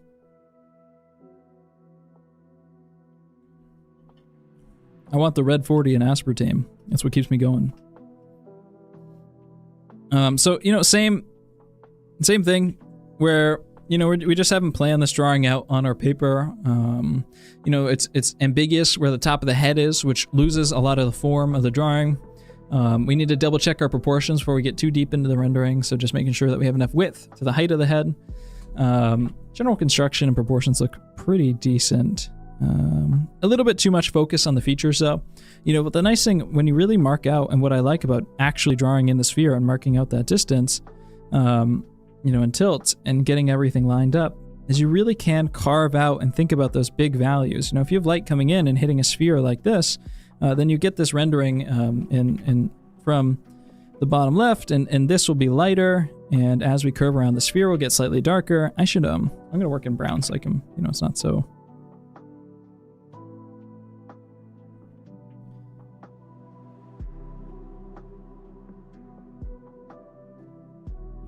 This side of the sphere will be lighter, although the eye reflects light in a weird way, so generally the side of the eye that's closer to the light is darker, and the light actually wraps around to the lighter side, the darker side rather.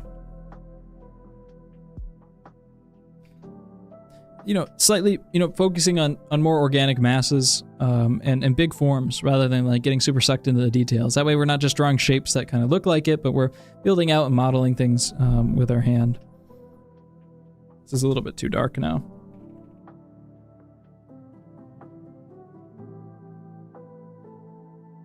But there's some bigger proportional issues that I would go through here. This looks nice, actually. This is succeeding in many ways that the other ones in here are not. There's just some construction stuff. So, double checking your thirds, right? Like our bottom third just feels a little bit too big here. So just making sure, again, it's not something you want to do.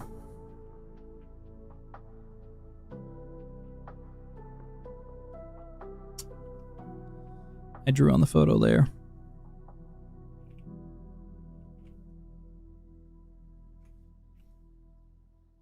Fine. it's impossible to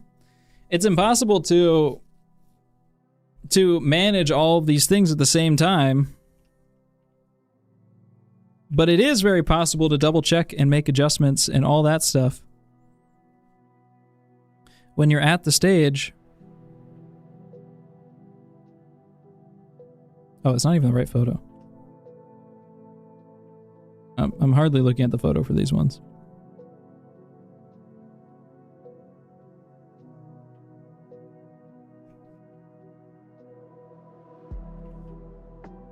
You know, again, it's the same center line, straightening out the center line. This is difficult because you actually can see just the tiniest sliver. You know, just making sure we have these big tilts to the head first. And it's impossible to make those adjustments if you jump into the features too quickly.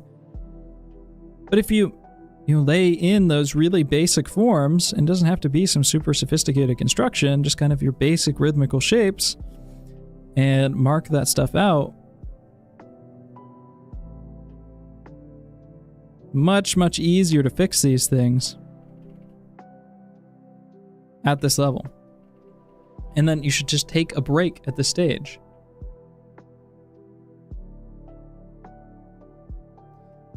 You just need to just take a break and just chill out at this stage a little bit before we actually kind of like push, and then all of a sudden we have all these issues, and it's like, oh, I don't want to readjust everything and re-erase, and the paper's damaged, and there's, you know, too much charcoal everywhere. So, you know, just pushing for some of that stuff. You know, in profile too, the you know, chin to forehead is the same as, or generally about the same as the distance from the front of the head to the back of the head. So here, just immediately what feels off, and then probably just because that bottom third is big, is either the head needs to be extended in length a little bit, or this bottom third needs to get brought in.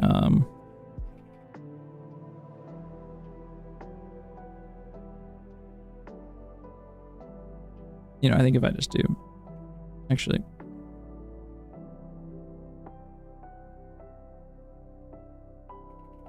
like, immediately feels a lot stronger.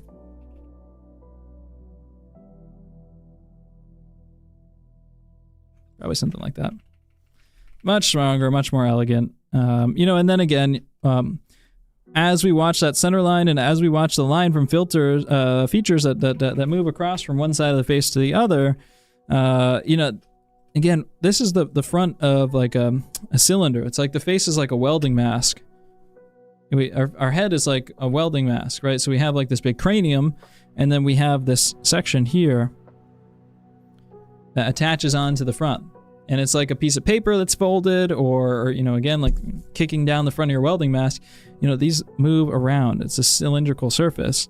So here, if this is the corner of our eye, you know, we're pulling in, and I'm slicing through the nose here. We're wrapping around to the other side. You know, that other eye is probably like somewhere over here. And so you really want it, when you're making these marks, even though I know you can't feel it, make sure you're actually pulling around, because the viewer can feel it, and it really does affect the drawing. That we're seeing the underside of this. Here's the center. And we're feeling these marks move and pull around to the other side. A lot of things that are going well in this drawing, and you group the values of the hair better than a lot of people, so. You know, actually, I like the veracity of this drawing. There's a lot of like nice mark making, and you know, you're clearly searching and moving. You're a little bit too scratchy with it, but you know, actually, there's some nice stuff going on here that, like, some of the other ones that might be more proportionally accurate are much flatter than this one, because at least with this one, you have light coming from this side, and there is this nice feeling of like, hey, here's the bottom plane of the nose, here's the mid plane of the nose, and then here there's darkness here, right?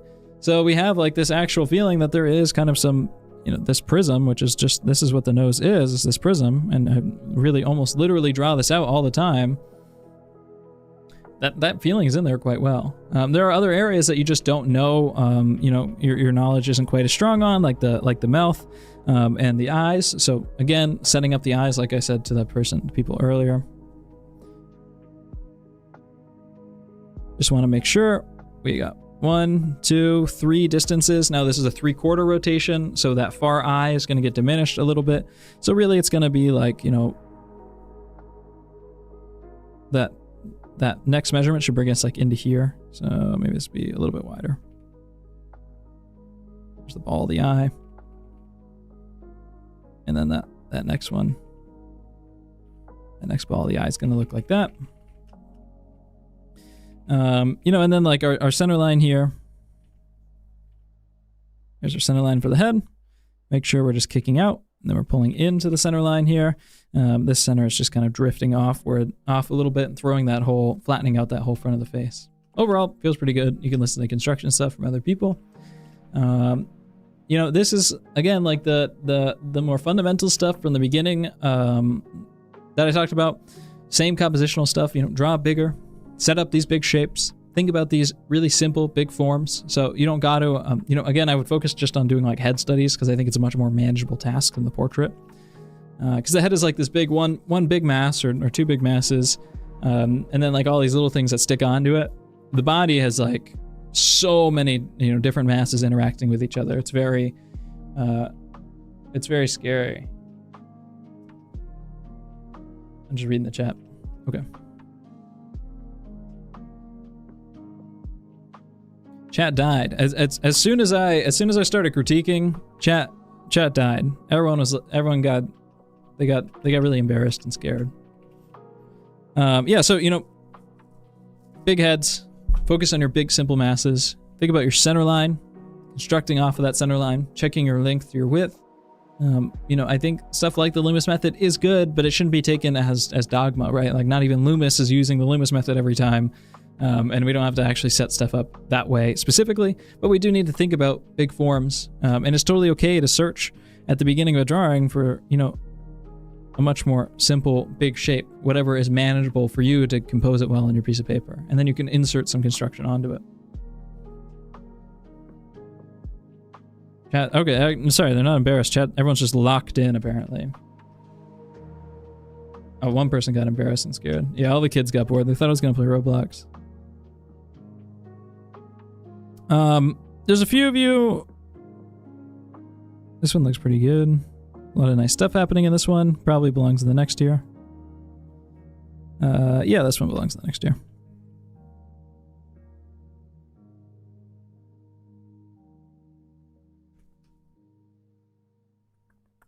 These two next to each other. Pretty much same thing. Focusing on bigger masses. And I would choose poses that aren't so flat. So one thing that can feel really comforting about either a straight on, although straight ons can be pretty tough, but especially a profile, right? Just looking at the side of somebody's head is it's an inherently flattening view. We can't see both sides of the center line. So I'd really encourage you guys to focus on 3/4 drawings. So you can see a little bit of the far side of the face. And then you can actually find that center line and move from one side of it to the other. But in a pose like this, all you're dealing with is like a lot of flatness, and it's really hard to actually like break out of like flattening shapes. Vic, what do you say to art haters? I don't know, I'm an art hater. I'm doing it right now. There are no serious tiers. They're just like collections of ideas I want to talk about. I'm not like ranking. I can't get to everybody, so I'm not, you know, ranking people's skill. I'm ranking people's like treatment of some of these like principal ideas. This one probably could go to the next one too. There's like a, you know, just again, like feeling out that mass in the cranium of the head. You know, our head's really big, guys. We got like big watermelons. You know, everyone focuses again. Like if you look at somebody's face, like their eyes jump out to you, right? Like our brains are designed to read people's eyes and our emotions. Maybe not our artistic audience, but you know, that's generally what we do is we look at people in the eyes and we read their emotions. We see if they're going to punch us in the face, if they're super aggressive or something like that, right? And so we hyper focus on every little minuscule proportion and detail on the face. And that's where all artists kind of jump to. But as artists, we need to see the world backwards. We need to see it from the base up. And what I'm talking about is this big cranial mass, right? So it's not, our head isn't just our face. Like, you know, when people start out drawing faces and when they want to draw portraits, they just draw faces floating in space. And they don't actually ever engage with like the back of the head, which is just as important and needs to be connected to make sure that things feel three-dimensional and like they're floating properly in space. So that back mass of the head is big, you know, from the side profile, you know, the head is basically a square, and it's actually even a lot of times a little bit longer in length. That's why I don't buzz my head anymore, because I just got this big melon and I look like a freaking alien. Yeah, I think sculpting is a really great way to engage with all these ideas, and you should do it just as much. You know, learn sculpting with drawing. You know, they both conquer different ideas, and drawing is going to help you a lot with like design principles. And sculpting is going to be really nice to get into the nitty-gritty of these ideas. You don't need to sculpt, but it's really, really helpful, especially for learning anatomy. Learning anatomy can be really boring and difficult. my voice, I'm not used to yelling.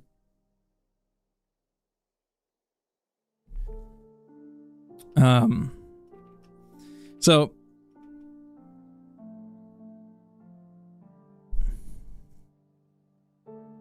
yeah, this is a square.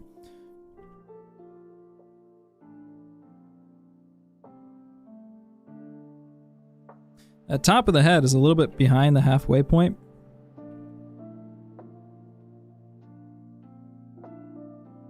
One, two, three. Here's our thirds of the head. And then it keeps rising up to that halfway point.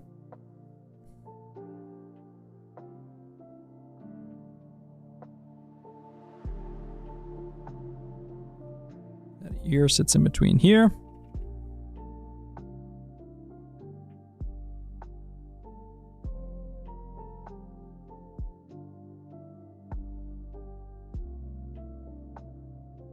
Cheekbone.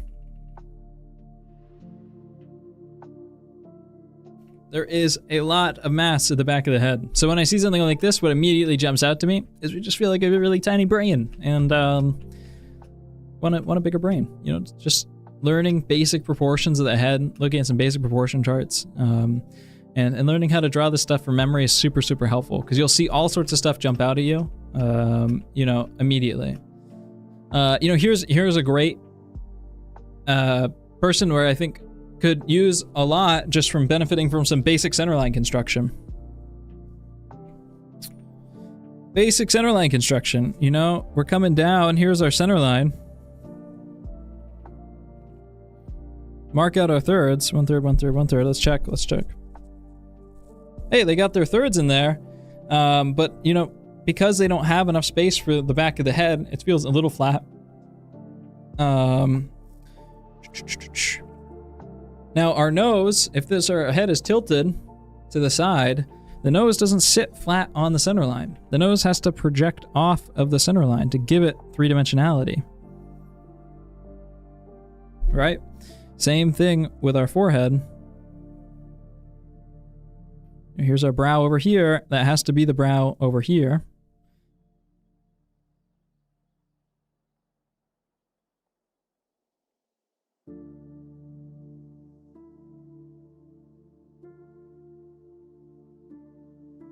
And this side of the chin is going to be a little bit more tucked in. Again, this is the tilt of our head. If this is the cheekbone, the turn of the cheekbone on one side, it's got to be over here too. You know, so just some basic lining stuff up. You know, here's the eye on one side. It's this distance right in here. Here's the eye on this side. Double check it. Make sure we got that one distance. That distance looks still way too big in there. Eye will start there. Probably end over here. That's probably about the size of the eyeball right in there. Yeah, so that brings us out a little bit inside because that far one gets diminished a bit. So just not drawing, you know, completely flat, you know, thinking about basic centerline construction helps a ton. Yeah, we're 2 hours in already. And, you know, I think I'll move on. I wanted to look at some of the time lapses and stuff, but I think, yeah, you know what I do want to look at? I want to look at this person's time lapse. They're about to get roasted a little bit. Really, thank you for submitting this time lapse because it's gonna give me a lot of fuel. Let me move this over.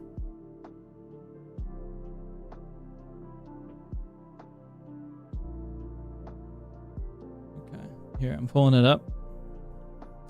No, I'm joking around. I'm not trying to be mean to you with this, but I do want to, you know, show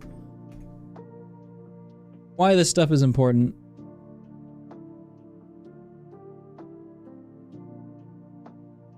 switch the screen over real quick.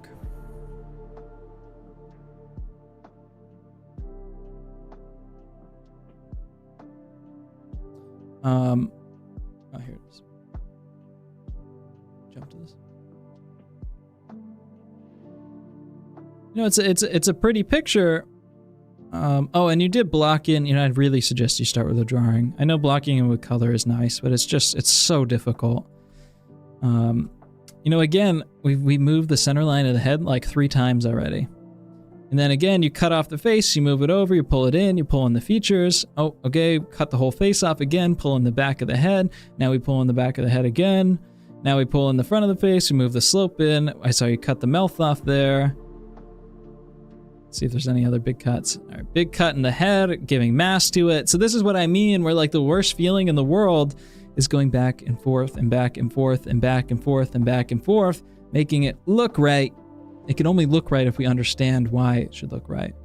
And pretty much almost everyone that submitted a digital time lapse has them moving around. Even the ones, there's another one of y'all way up here in the higher ones, still making huge adjustments to the head every 30 seconds, or totally changing the whole tilt of the head, totally changing the proportions of the face, making the nose bigger, smaller. These are things that have to be dealt with early on, because if we get into this habit of like going all this way, down down the rabbit hole,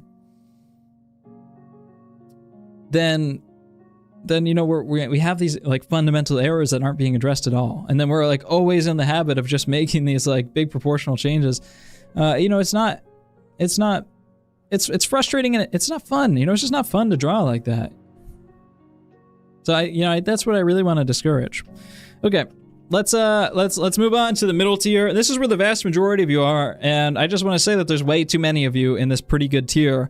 What I saw from this tier is generally pretty good proportions, pretty decent value, decent construction of the head, decent composition on the page. I just want to make sure that there was some base level understanding in those. We weren't majorly failing in any of those areas. So like some of the people, as you pointed out, have nice looking rendering up here, or have pretty decent proportions up here, but the back of their head was going off the side of their page, or the rendering is nice, but the form underneath it was, not fully resolved, or they didn't draw in the full head, or weren't addressing things, super properly. In here, most people in here have done that quite well.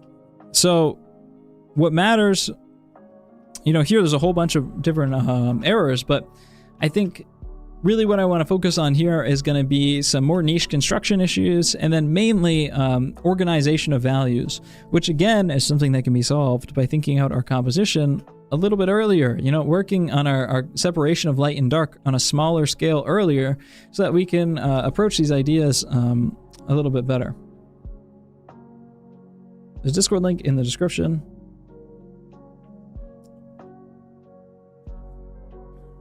I can't critique any of your guys' drawings that you're sending now. These are people that have been submitting to this challenge for the past 3 weeks, so.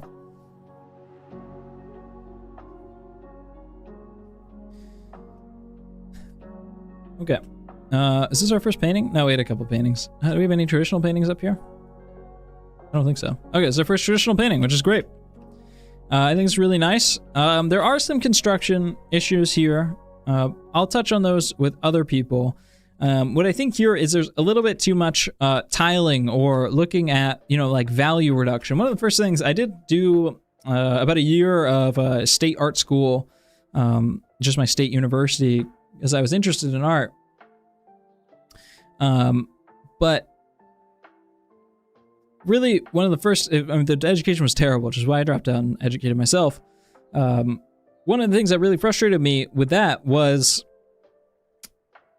again, no understanding form, no drawing principles, no nothing. What they did to teach us to paint was they did value reduction. So we would just put a digital photo filter over a photo to reduce the amount of values in it. And then we would mix each of those values, and then we grid out the drawing, and then fill in the grid with those, with those like 5 mixed values or 3 mixed values or whatever. Really not a whole lot of analysis or understanding going on there. This looks a little bit like you mixed out like 5 values, which is great, actually. It's a good practice, but not really understanding like why these values are in certain places and just kind of copying all the shapes that they fit into.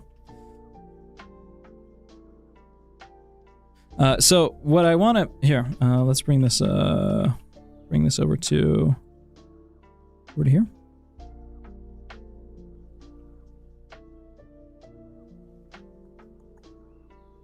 Oh, we're just gonna make a mess. We're gonna just spaghetti this document. It's not gonna make any sense.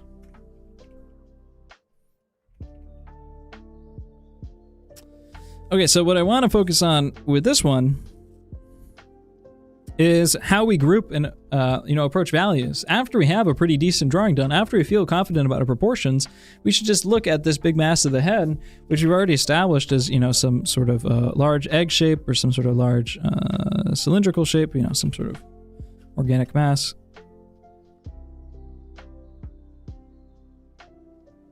Here's my big egg head, right? And I'm getting light on the side, the left side of that egg. I'm getting shadow. It's pretty much split 50-50, but I think it's split a little bit more like this. I think the light's coming slightly upwards. So we get shadow on one side. We get light on this side. Here is my drawing. And then there is a little bit of transition in certain areas where we have some form changes and it's a little bit softer. Some of these edges are a little bit softer. And some of these areas, like we have a little ball of the eye right in here, well, that ball gets a shadow on the right side because there's light coming in from the right, so it just casts a little bit of a shadow.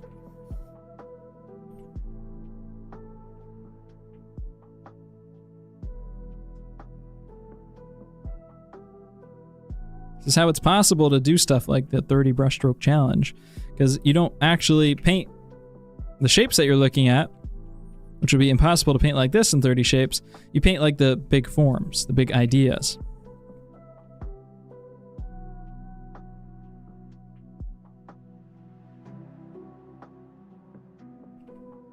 And then there's, a big, pad or helmet of hair that goes on top. And that has its own values. The highlight on the hair is still darker than the highlight on the face because hair is, or at least her hair is darker than her skin color. So this is basically the organization or the egg of our head. And, what we've done here is we've forgotten about that big hierarchy of values, a big separation of light and dark. And instead, we've focused on every little change that we can see. Like, where do we see that shape in here? And why would we see that shape? Because, this is looking as closely as we can for any like little bits and pieces, shapes that we can pick out, but not actually thinking like, why would that happen? Well, there actually is a little bit of, light here on the right side of the face.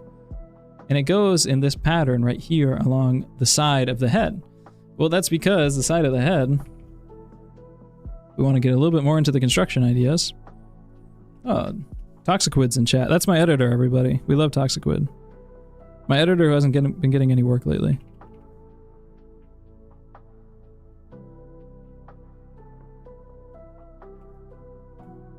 Okay. Here is our brow line. Here's our nose, thirds of the head. Here's our basic, egg form of the head. I'll just be really loose with this so we can move along here. And here's the width of our head, widest at the cheekbones. And those cheekbones come down and connect down to our chin.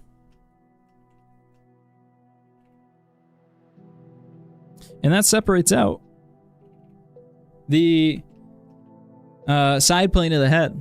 I don't know if I'm gonna edit this video out into a shorter one. I did with the last one. I'm not sure. People like to go back to that one. People still watch that one. It's not like a super popular video. Yeah, I don't know. It takes me like a lot, to go through like 4 hours of like constant talking and demoing. It's gonna take me like 10 hours, and then it's a big investment. But I don't know, if people like it, then I might. They're kind of good just to have just for like the community though, even if they're not like super popular videos.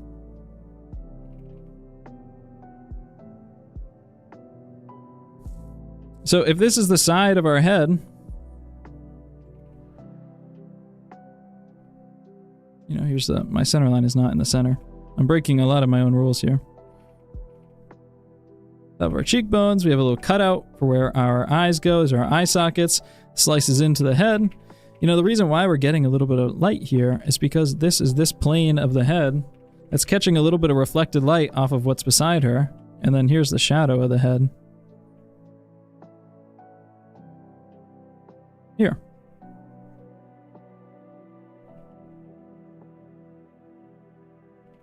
Upvote this post and I'll send the VOD to Toxiquid. I'll feed my starving children. So the reason why we get light is because that's spilling into the side of the face, actually. We would get a cutoff there for the top of the cheekbone. And that's what we see here. Look, that's the only spot where we have this light value. But to even care about that value, you know, what's the difference between this? 54 and 57. This is a 3% change in value. And until you have this big form worked out down to the you know, half of a percentage of, or, you know, to singular percentage of changes, which I'm, you know, nowhere even close to here, you don't get to think about, I'm not allowing you guys to think about your half of a percentage or 3% change in value, because right now we have a failure or a need to think about, you know, a much higher order of value, which is just our general form of the head. Group these big masses together to separate the lights from the darks. This is much closer to how the photo works.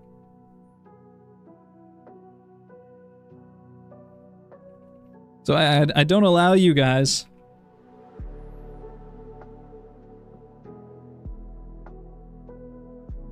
you gotta earn those small details. And it takes a long time to earn them. And they're really not as fun as you think. It's a lot more fun to be the 30 brushstroke guy than it is to be the 10 millionth brushstroke guy. So in short, you know, separate your lights from your darks and don't worry about every little, you know, detail that you can see. Separate all of your lights from your darks first. And then once you have that separation, well, now we need to bring a little bit more form into the drawing. Well, we can create one more value, which really there's not much of a change in here. Yeah, okay. Now we can find one more value.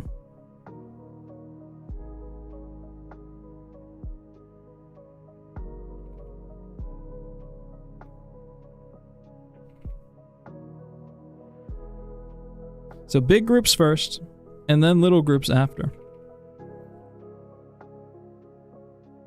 Much more organic feeling. Nothing's jumping out of us. The lights and the darks, they separate.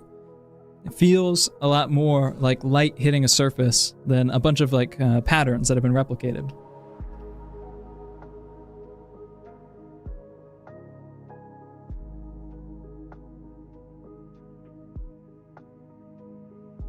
Yeah, even if I don't make it into a video, the whole VOD stays on my channel, and you just have to go to my channel and you have to click on the live tab. It's not under the videos tab, but all my live streams are in the live tab. I don't know why YouTube separated them. I mean, I kind of get why they did it, but also just half the people don't even know that it's there.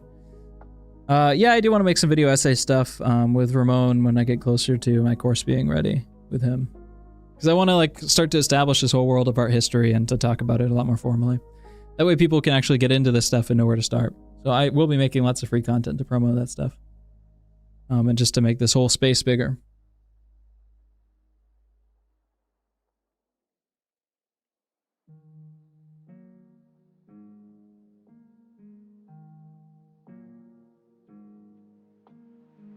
I'm just reading some chat messages. I just started taking art lessons 2 weeks ago. It's enjoyable. I'm glad that you guys are inspired. I'm working on some like super high quality reels and stuff too right now. I just spent like 6 hours making a single reel. Talking about some like narrative painting stuff. So that's gonna go up in a few weeks. And then I have another reel that's going to go up. That's going to be another super high quality one about my dark fantasy painting. Okay. Geez, I'm only one drawing into this.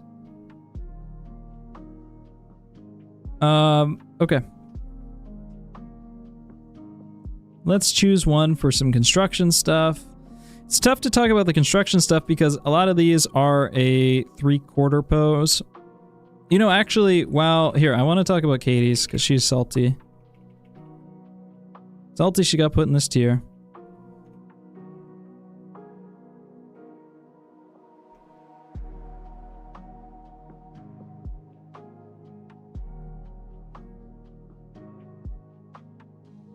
Oh, shit.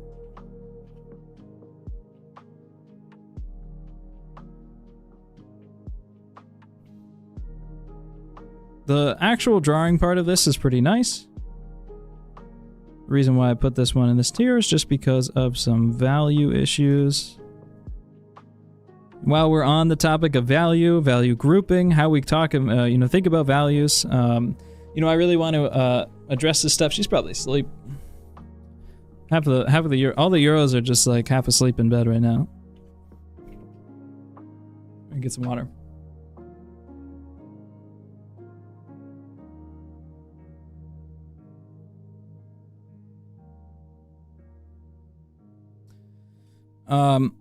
Yeah, you know, I think that I see very consistently like the same, you know, value issues in a lot of these. This is okay. Actually, I see these value issues in, like this one to a lesser degree. Not too many up here. In this one, and the one I just critiqued before this, in this one, similarly, those ones are grouped nicely. This one, these ones are all right. Maybe this one, this one especially. Many, this one too, of these that have really nice, worked out proportions. They have beautiful hair. But there's like a fundamental value issue in the drawing of these. So it's just like what I'm talking about with this. The way that we have to approach the hair is, you know, again, let's lay out the general value scheme for the head here. Let's draw it out first. So we have a head. It's tilting slightly, you know, 3/4. The center line is mostly to the side. It's tilting, you know, off in this direction.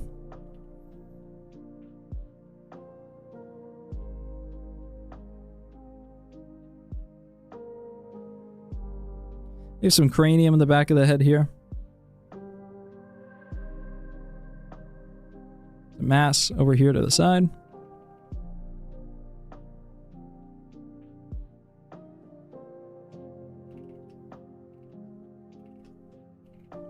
We have our center line tilting off to the side over here. Third. Okay. A little bit of this is going to end up getting trimmed off. So we have light coming in from the left side, just like the other photos. And the right side of the center line of the head gets shadow. The left side gets light. Brilliant, beautiful. Drawing is so easy. Almost done. The right side of the eyeball gets a little bit of shadow that gets cast. And there's even like a hard edge cast shadow off of that.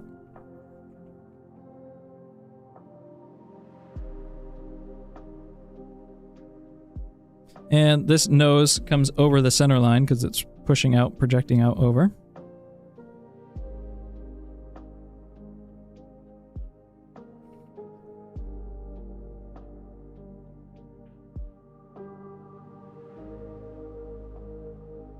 Go check out Toxicquid's videos, by the way. You guy's really, really good at making videos and animating. Crazy high quality stuff.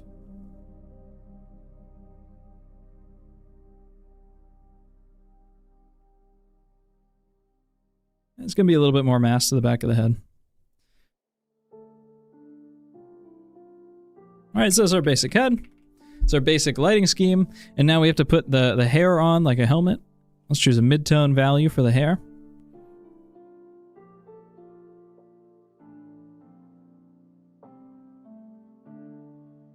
And this goes on like a helmet. Goes around the cranium. We're a little bit elongated in our little sketch here, but that's all right. It's a form at the end of the day, so it doesn't really matter if the form is the exact same. Okay, so there's our brilliant afro put on there. Now we have another light dark play. You know, this light's coming from like the top left too. So the underside of this mass of the hair back here gets this shadow value. Same with the underside of the mass over here and the inside over here.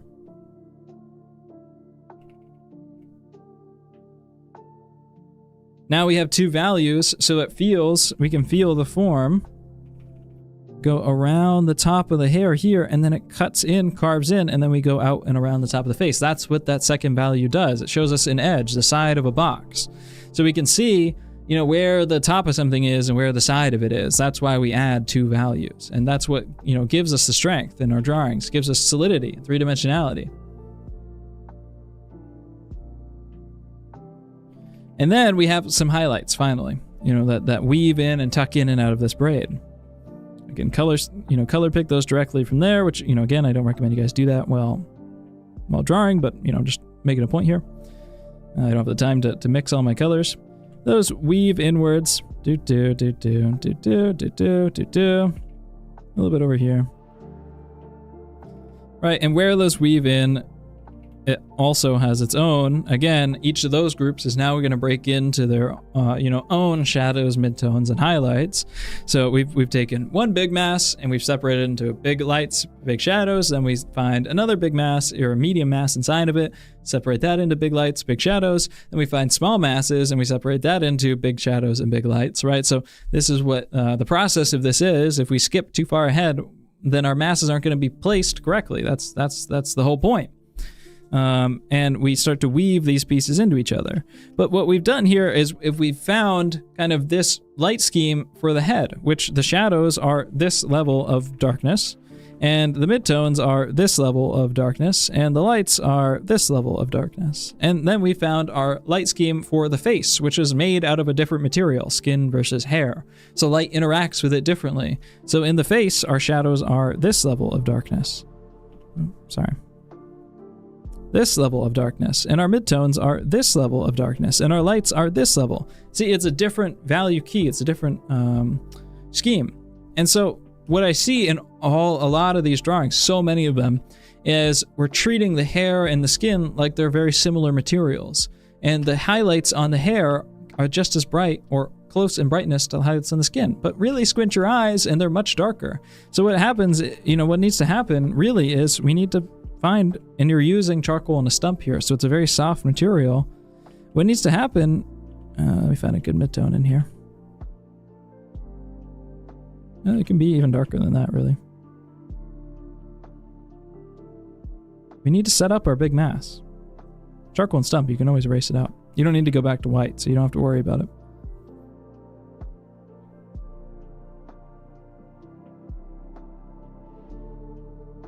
Find your big scheme of lighting. Then find those groups inside of it. And here's where the group of the braid is. And start to carve those details into it. So we're building these things from the big masses down to the small masses.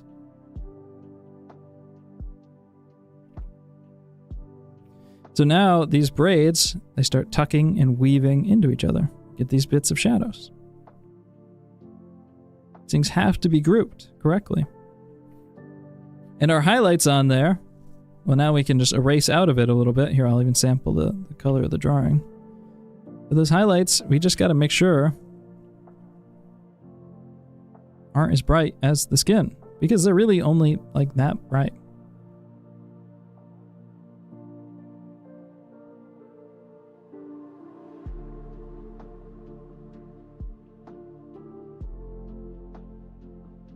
because, you know, general light fall on the hair. You know, but this is much closer to the value grouping of the actual hair in the photo and the value scheme of the hair, right? You know, I haven't taken the time, but if you're carving out all of these, you know, beautiful individual hairs, and I'm going to get to this one on this one, which is a beautiful drawing, but like, it's still the same thing. Like, the super beautiful drawing, extremely accurate, but the value scheme of the hair isn't being respected, and these things are stealing too much attention. You know, it's well designed. I like the design, but we've lost the big read of light, which is the most important thing. You know, the biggest idea of how the composition reads as a whole is always more important than any individual piece. You know, the whole is greater than the sum of its parts, and that's the most important thing to always remember with these pieces. So, you know, for about half of the drawings in here, you know, stuff like this, we're just losing some of those ideas. You should draw bigger. Again, nice designing of the hair, nice weaving, caring a lot, hatching, spending this time, but just use a stump and drag it over and respect the big read of the light. You know, the highlights on the hair aren't the same value as the face. They're not even close. They're much darker. This person did it well. This person did it well, but could push a lot more contrast into their drawing in general. You know, so much attention is being taken by this hair. Like, this is so beautiful, but this isn't the focus of the drawing. And it's just sucking up all the attention into the drawing away from, you know, what matters most. This whole composition is getting eaten up by this little bun. This is done pretty well.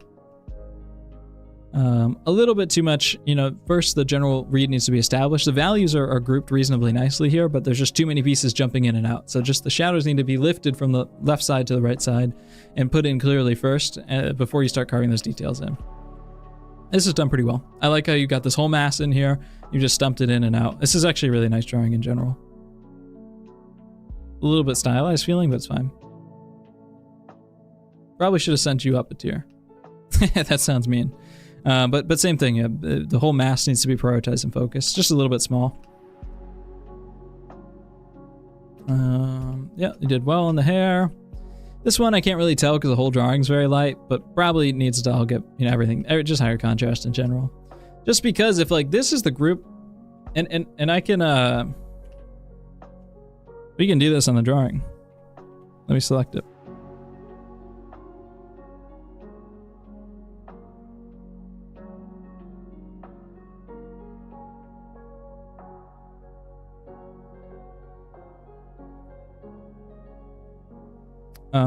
Edit. I can't remember where this tool is. I don't use this tool very often. I can do it another way too. I just can't remember.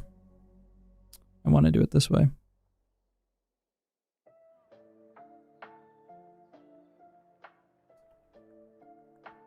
Adjustment layer. Posterize.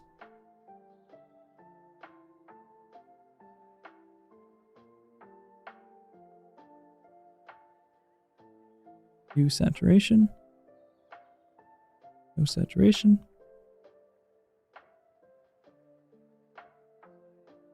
Okay, we'll lock those to this layer and we'll increase the posterization. So what this is going to do is just group stuff as heavily as possible. And look at these groupings. There actually is a few highlights on the hair that are similar in brightness to the skin, which is very surprising to me. But in general, look how dark all the hair is, and look at those natural patterns that pull out of this when we reduce the values of this drawing. You know, this is our general scheme of how the lighting should work in this drawing. And we can't step outside of this.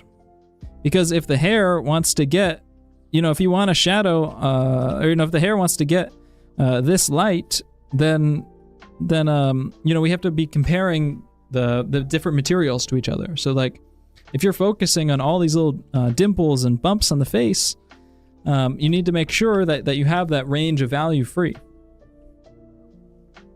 So if we keep adding more and more values, then the drawing's going to resolve. So now we're getting more delicately. You can see how little the hair needs. There's very little change in the hair here. This is basically probably perfect values for a drawing. Maybe you could even blow out the face in light a little bit more. The more and more you add to make it, you know, replicate it, you see, I'm adding, you know, 500 layers of posterization or 300 layers of posterization when I'm doing this. Nothing changes. The biggest and most important change is your big groups at the beginning. And really, you're kind of like perfect drawing. If you just smooth out some of the edges on here, it's going to be a beautiful, wonderful drawing with only a couple layers of posterization, just very simple values. Once you get into this stuff, you have to keep making everything darker and going for more and more minute changes. So if you're making these minute changes, that's fine, but you better have earned all of your other value groups first, and everything needs to be in place. If you're focusing on these little, fluctuations in lights and dark, then you got to earn that. And people don't set up those fluctuations well enough. The general drawing of this is nice, and this is a tough drawing because all the face is really light, so it's tough to make it look good. Probably, use a few more like dark accents. Just to like really strengthen up certain areas.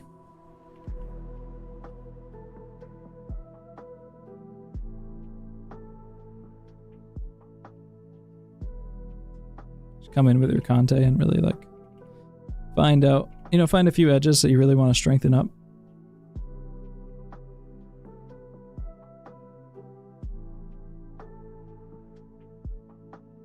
Push out this side of the face a little bit more. So turn out this side of the head a little bit more.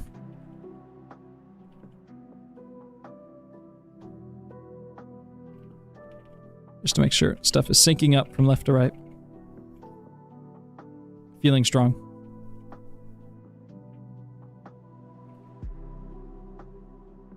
Yeah.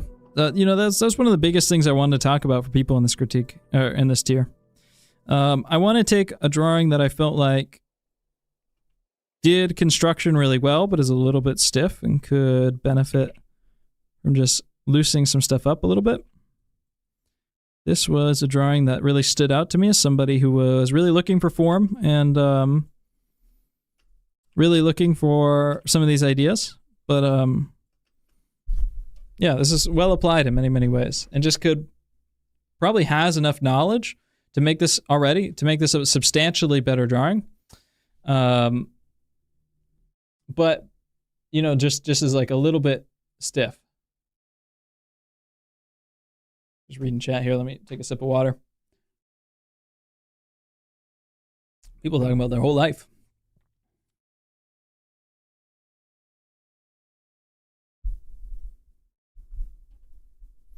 Yeah, the hair is very complex, and that's why you have to think of it like that big helmet that's getting hit by light first, and then break it down into like, okay, this chunk of hair, this strip of braid, this back of the head. There's 3. Now I can apply the lighting to those 3 chunks. Okay, now that I'm going into the braid, the strip of braids, now that everything else is resolved, okay, how does each of these braids, break down into their own strips? So you mark out the size of each of those, pieces weaving into each other, and then each of those strips gets its own shadow, midtone, highlight. So everything breaks down. I've been thinking about this idea a lot in general. But like when we draw the face, like there's kind of a magic number 3 when we're drawing. This is something I've just noticed, and I want to turn into like a little bit of a lecture here, or just use it in my course. But like when we draw and we construct the head however we want, first we find the 3 in the thirds of the head, right? 1, 2, 3. And then for the bottom third, we separate into thirds again, and we get top of the chin, middle of the lips. For this middle third, we find the distances of our eye. 1, 2, 3. It's foreshortened in this one, so the far one's a little bit smaller. So we find 3s there again. If we want to go more specifically into our lips here, we get 1 middle plane in here, and then we come out to the sides, 1, 2, 3. And then with the bottom lip, we get these 2 fat pads, and really it's kind of just 2 there. With the nose, we get basically this prism shape, and we get the top, bottom, and sides, 1, 2, 3. For our forehead, find our forehead, we get the center of our forehead, and then the sides of our forehead slope down. So you get 1, 2, 3. Now, if we want to extend this logic to shading too, it's the same thing, right? Like we have this helmet hair, we get our shadow, and then we get our transition, and then we get our light. 1, 2, 3. And so really only have to be able to count to 3. And it's going to give you most of the knowledge you need. There's some things that break down a little bit more, but it's nice because you can break something down into 3s. Also, you know, you break down the eyes, 1, 2, 3, and then here you are with the ball of the eye.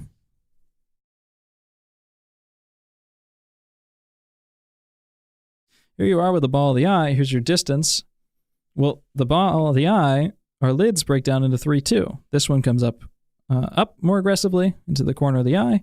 2 comes across, and then 3 a little bit more down. On the bottom lid, it really is kind of out, and then in, so there's more 2 on the bottom lid. But there's 1, 2, 3 at least for the top lid as well. What's your opinion on drawbox? You know, I think like I talked a lot about at the beginning of the stream about construction versus optical drawing. And drawbox is like this constructive drawing. It comes from the dynamic sketching school. Let me put some music on real quick while I fumble around with stuff. Drawbox is nice. It's kind of these constructive drawing ideas, and you know, it's good to have construction, but they're way too far off in this constructive territory, and they're not focused at all about creating images or creating art. And you know, it's like drawing should be fun. You know, Adolphe Yvon from the French Academy, I was talking with Ramon about this. There's a great quote by him. This guy is one of the greatest drawing teachers of all time. He trained Sargent. He trained all these amazing teachers in the 19th century. This guy, he said about teaching, he said, you must teach by amusing.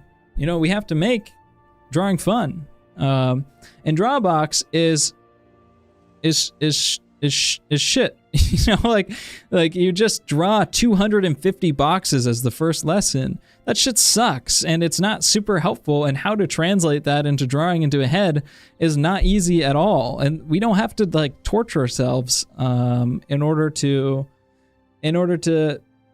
learn how to draw. You know, I think that we can have fun and we can be organic and improve. You know, adding more construction into your drawing doesn't mean turning everything into a box. So I think that, yeah, I think the drawbox is just, it discourages people, and a lot of people get so frustrated and quit and stop drawing because they think that's just what drawing is. It's just not fun.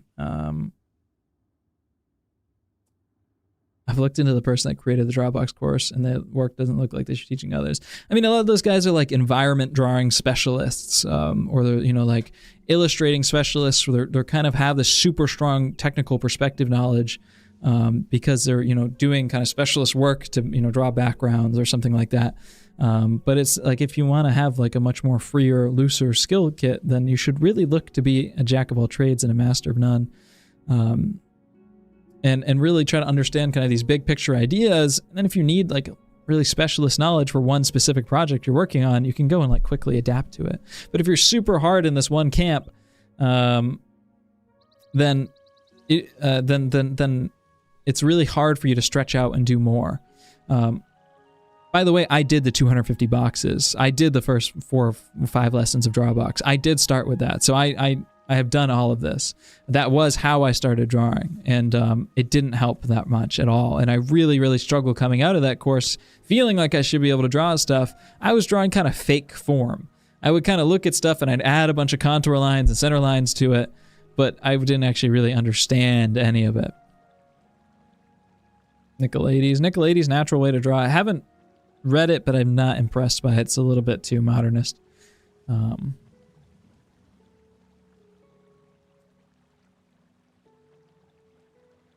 I want to read a couple of these other chat messages, sorry. Yeah, nothing made me enjoy drawing less than Drawbox.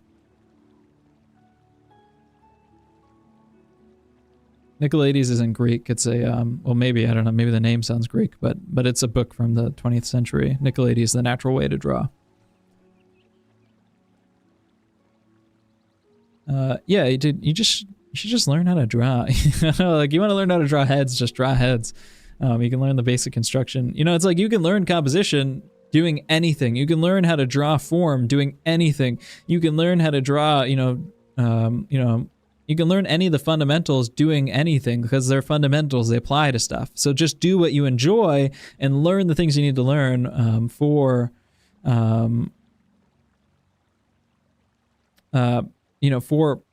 what it is that you enjoy doing. You don't have to, do the super hardcore stuff. And that's kind of the thing with like the Russian Academy stuff. I love Academy of Arts drawings. I have an interest in that stuff. I love exploring it. But you probably don't need to go and learn every bump on every bone and every construction of every piece. Like a lot of the people that end up going through that school don't end up using all that stuff. Or, even people like Loganov, don't, say that you don't have to learn drawing to that, level in order to, or anatomy to that level in order to actually make stuff. And they don't use, Loganov told me that directly, that you don't really need to draw every bone and every bump on it in order to learn anatomy. I asked him about his experience at the Imperial Academy. Why'd you pick this? This is of course, the person. I just picked one for every person. I like this drawing, man. The Russian name makes sense. Your name is what? Islam? Or no? Backwards N? Islam? Islam? No, that's not. What is N? Why am I forgetting the most basic fucking Russian letter? Islam? What is the first letter of your name? Okay. Sorry, I like this drawing because it has a lot of nice constructive pieces to it. Maybe you submitted other ones, but I didn't see it. But there is like some feeling of solidity and form in this that's really nice, but it has like, it could just benefit from being like a little bit looser in the early stages before you add this rigidity to it. It looks a lot like my drawings, from a few years ago. Yeah, it's okay. It's just capital. So I read it wrong. All right, so here's our center line. There's a nice feeling of things lining up from side to side. That's what I've been telling all of you guys, all you Western guys, that we have to have our center line and line things up. If this is the movement from one side to the other, this is the brow on here. Well, we know that the brow has to be over here on this side. And we know if this is, this side of the chin, that this side of the chin. And 1, 2, 3, probably our lips here. I have the reference photo. I can just look. We could probably push our tilt a little bit more. It's the natural thing to do.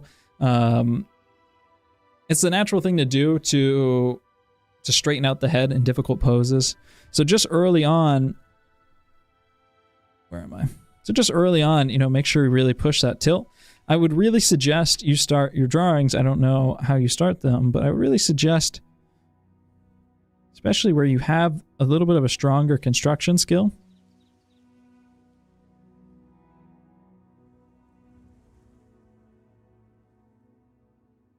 be a little bit looser.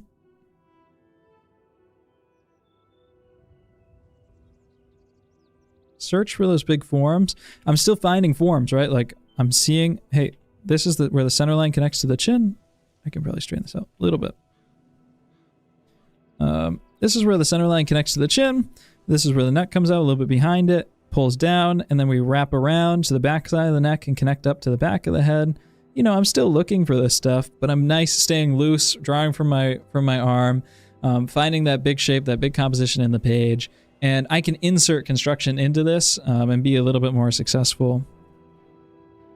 With some people whose construction skills are really, really weak, they probably need to be a little bit more stiffer, but because your construction is pretty good and you're a little bit too stiff, starting out a little bit more loose can help.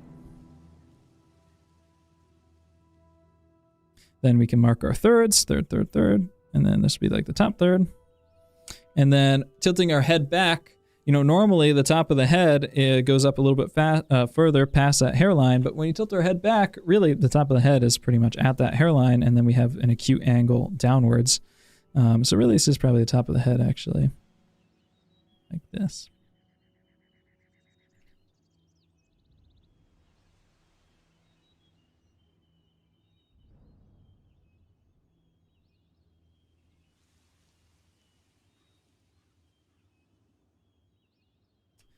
Okay, and then we find our sides, proportions feel pretty decent. We sync up from side to side. I think all that stuff looks pretty good.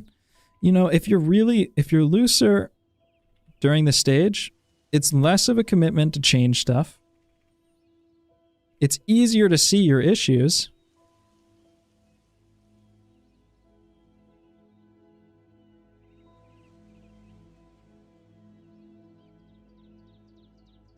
it's funny, the different cultural issues. You know, I like to look at like, you know, I find people on Instagram that are like just getting started, or, you know, who are like younger, like just starting at Imperial Academy or other, you know, smaller academies in Russia and in Eastern Europe. There's not, you know, this isn't just Russian drawing. There's all sorts of great academies. There's a great one in Kyiv, you know, unfortunately no longer. But I just want to make that clear. I'm not, that this is much wider than just Russia. It's a, you know, a long history that I'm not super educated on. But, you know, different cultures have different issues. And while this kind of Russian or Eastern European drawing style is very constructive and very form-based and very strong, what you find is that a lot of these beginner and mid-level students, their drawings are so incredibly stiff. They're like made out of, carved out of, you know, big chunks of wood or stone. And it's really difficult for them to just loosen up and just sketch more and think about those big compositional ideas, and try to like insert some of that construction stuff in afterwards. Whereas the American people, they're like so loose, so loosey-goosey, no understanding of form at all. Everything's based on the light, and you get some issues, you know, that way as well. You know, and then find the tops of your cheekbones. You know, one of my teachers was talking about teaching people in China a little bit more like the Russian stuff, where looking super hard for like a super stiff system, you know, like really not being organic and creative with it. I think you should do a proper linear drawing first. I think as you get more experience, you should do more mass drawing, and it's okay to drop down some basic shadows and stuff. But the problem is when you start dropping a bunch of mass all over the place, you know, things get they can get really messy and difficult to change.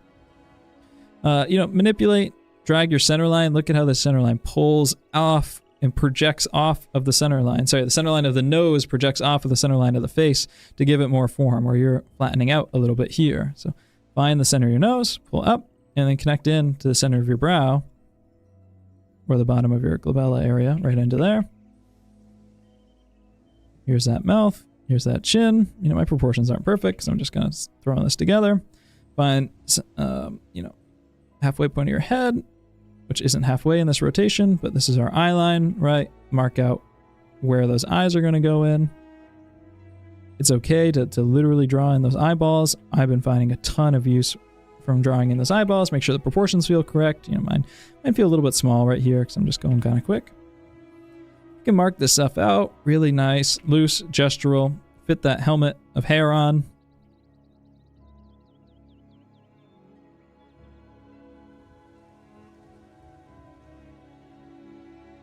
And actually, in one of the Soviet books that I was reading, it's this one. I can show you guys. Let me grab the photo. You know, what's nice is the author says, like, in going through all these stages, you know, especially these early stages, don't take longer than like 50 minutes on it, because you want to be loose and organic through these stages. You know, you still want to have really good, strong constructive principles, but you don't want to be getting caught up in all the details. You want to move around, and sometimes I can draw so precisely and so stiff, and I'm so focused on getting everything right. And then I look at some like master drawings that turn out way better than mine. You can look at the process of them, and sorry, I'm trying to pull my books up here. And they're way looser in the start, and the lines are way shittier than mine at the beginning. And it's like, come on, man, you know, I'm doing my hardest here, trying my best. But there's a method to the madness.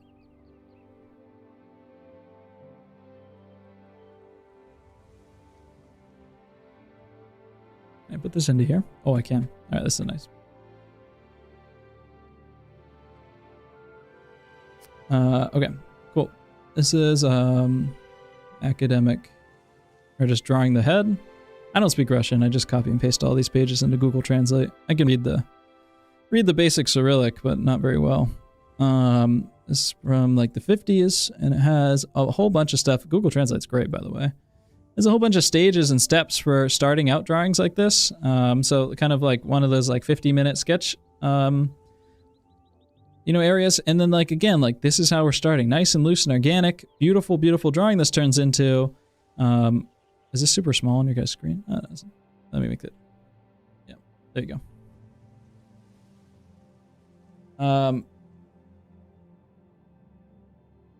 Really nice movement in the drawing.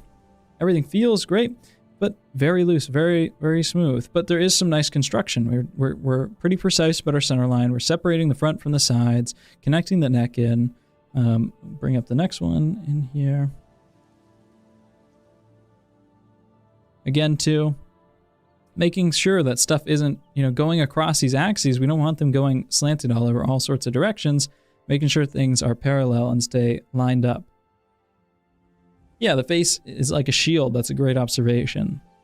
Like a welding mask or a shield that's going to slot down over your head. And then we're here in like 30 minutes or so. Probably a little slower. If this takes you an hour or so, like, that's fine. But, the lines aren't super, super precise. If you try to get every line super perfect, sometimes we're a little bit, the photos that we see, the diagrams that we see in these books, especially in the old books too. Sometimes these old books, like, they would give their drawings to printmakers or engravers, and the engravers would make all the lines perfect for the engraving, because they can't do the super messy lines in those engravings. And so then we look at these old plates that are meant to be copied, or old proportional diagrams, and they're all perfect, but that's not the way that they're actually drawn. That's kind of the same with the Barg plates. Those Barg plates were not drawn like that. That Barg was an engraver. He made them really, beautiful and perfect in every way. That was what Barg did. They're not meant to be copied like that. They're not meant to be drawn like that. It never says that. And they didn't even copy them in the French Academy. Those were made for like smaller schools and stuff like that. That's our next stage, right? So slowly tightening up. Lines are still pretty loose throughout this. This is a diagram. It doesn't clean up to this stage. Here's the next stage. Now we're really tightening up. Erasing out those unnecessary lines, which were drawn in lightly at the beginning. Much more precise about our headline. Syncing up our constructive lines across the drawing. Now we're actually locating like the actual planes and stuff. This is, really locked in on the features of the face here. And then now locking in through the different groupings of hair. The groups of the hair are actually pretty clunky and big, which is great still. And the shadows are just filled in as one nice, even, flat tone. And then much more cleaned up here. This is a very, very nice drawing. And then he actually does take it to a full academic finish. Diminishing returns. It's always diminishing returns. The here to here takes many, many hours, and you're not really doing all that much. But here to here, here to here and to here, like, this is huge change, and it doesn't even take that long. So if you do 20 of these, and you really try to get like a nice finish, get it up to this stage once or twice, and then you do this once every 20 drawings, you're going to be in a lot better shape.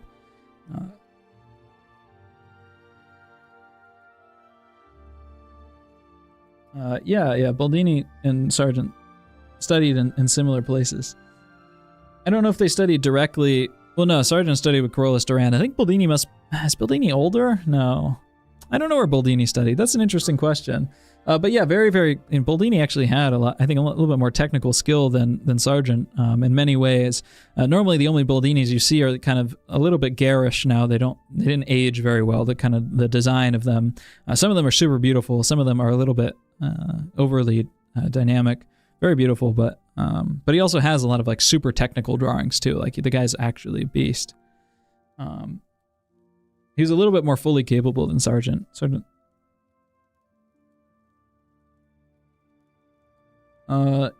One thing I'm learning about old drawing books, how long they spend on drawings. Yeah, I mean, kind of. You got to be careful. They didn't spend 100 hours. They didn't spend 200 hours. I mean, they did that shit in like the Royal Academy, but people were leaving the Royal Academy and trying to get away from that type of education because it was failing terribly. And in the 19th century, France was like, okay, we got to make some serious changes because this shit sucks. And they limited figure poses to 12 hours for full figure. That's on a 1 meter tall sheet of paper, by the way. So it's a big piece of paper for 12 hours. They're doing head drawings in like maybe 12 hours, paintings in like 20 hours. That might be super long for you, but I want to just make sure we're not spending like hours and hours and hours really, crunching on like small, tiny details. These guys were very loose. They were very quick.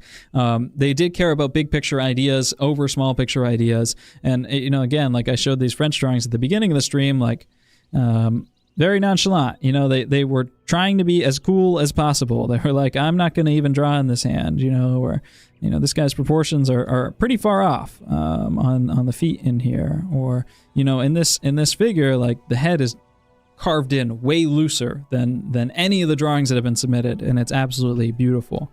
Big picture ideas, and accomplishing this head in only a couple hours maximum, probably less than that. Oh, actually, I'm already in the right scene. Okay, yeah, a little bit of a looser start on you. Syncing stuff up a little bit better. Light and dark separation looks good. The lip line's probably a little bit high. You know, make sure, remember, 1/3, 2/3, 3/3, that lip line occurs on that middle third and wraps around the ball of the mouth. Center line, 2. Center line comes out and swoops outwards. Now we have the center, and then we go out to the 2 tips of the lips. And then we curve inwards, and then we come out, and then we come in, and then we come out, right? So just be careful with your center line here, flattening out, moving like this. We want to really make sure we're moving around that ball. Now block in things nice and loose. I don't have too much critique for you, you know, because I think that the rest of this is very successful. Oh, Matisse, that's the force drawing guy, right? Yeah, I think that stuff is pretty much utterly useless for any like realist drawing stuff. If you're an animator, it might be kind of useful, but that whole expressive drawing stuff is just not super helpful at all for like proportions or form or any of that stuff. You can draw wonderfully loose and still be accurate. You don't got to throw a million lines and be like, oh, here's my head and here's this great grand movement. Like you can be a little bit more precise and still, you know, still achieve all your goals. If you're an animator or doing something like super stylized, you really want to push motion, I think that stuff can be useful. But if you're working for anything that's like somewhat realist, I don't think it's helpful.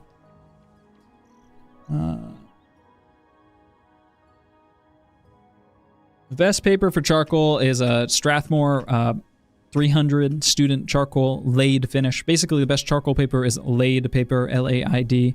I like the Strathmore laid finish type. It's Strathmore 300.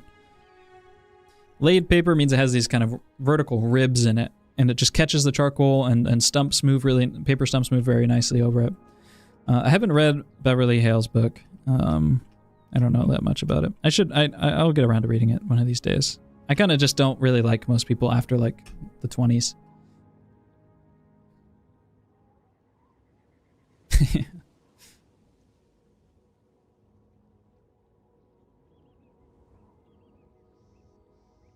Okay. Any more of these? This one's by my student Danielle. She did a really nice job on this, actually. Form and construction feels pretty nice. Let me just like rapid fire some of these. I probably won't even draw over. Probably center line needs to get pushed more.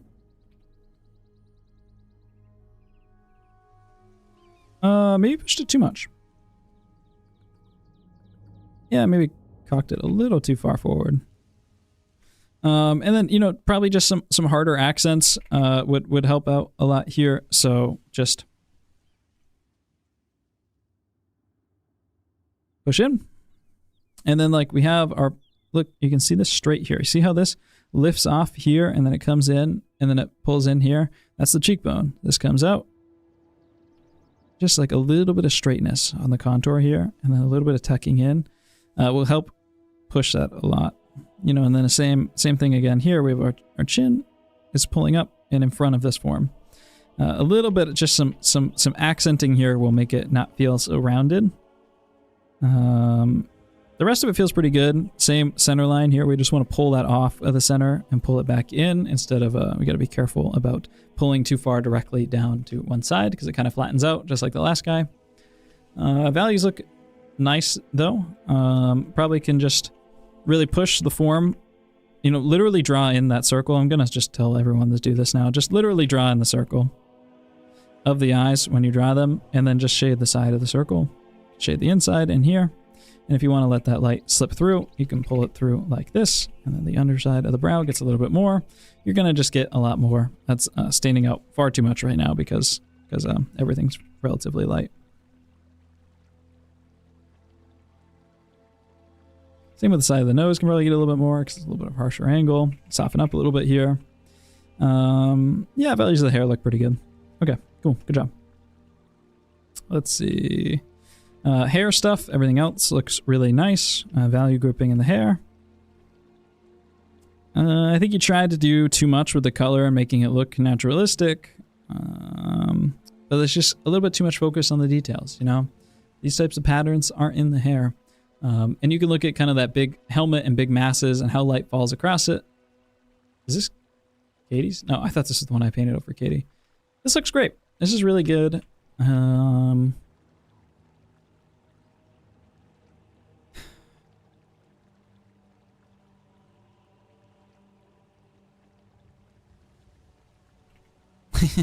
I'm sorry, I'm just trying to think about what a quick thing I can say about this one is. I really don't know because it looks, actually, I think the values are very well grouped in this one, so I don't know how to make it. Tilt of the head could be improved a little bit. And I think the feeling of this chin coming out a little bit more could be helpful. So like here's our chin. Here's the center of our chin, here's the sides of our chin, and then this jaw comes out to here, and then it comes up and plugs in here. And then the values under that jaw are going to be ever so slightly darker, and the values on top of this jaw, plane change on the jaw, are going to be ever so slightly lighter. So that's going to help us give that feeling of form a little bit more. There's probably some slight proportional issues too. But the values and the form overall are very nice. In areas like this, you could use some harder edges to really define out that type of stuff. So make sure get in there and accent where you need to. You know, it's okay to have some nice crisp edges in there. Yeah, you can have nice crisp, you can work in a higher resolution or something. I don't know. You can zoom in a little bit, actually, because your values are nice. Work out some crisp edges where you need them. Same here with along the sides of the hair too. A little bit of over softening going on, but overall, this is actually very nice. I like how the values are set up here.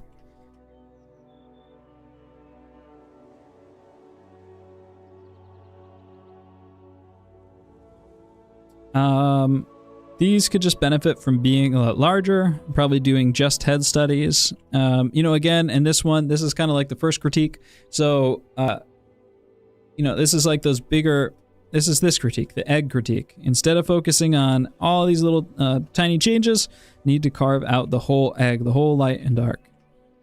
So, you know, one side needs to be light, one side needs to be dark. Probably can push it a little bit more than you have it. And then the hair grouping thing too. Watch the first critique. You know, and then like it's just it's too many kind of up and down value changes that steals a lot of attention. So there's just bigger grouping of value that we can do based on how the form reads. So we have light coming in from the left, side of the sleeve is light. You know, look how easily this simplifies into this. It's gonna be a little bit darker in here. Probably not that dark though.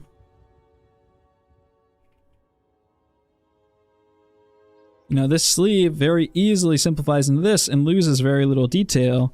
But if you try to get into like every little bit and piece, it just takes too much attention, takes too much time. You can come back in there, but just try to set up bigger light relationships first. I think. Same thing going on here. There's nice grouping and stuff in here. Haven't nailed the likeness, but I think everything actually is working quite well in here. Let's find out why I haven't nailed the likeness. Your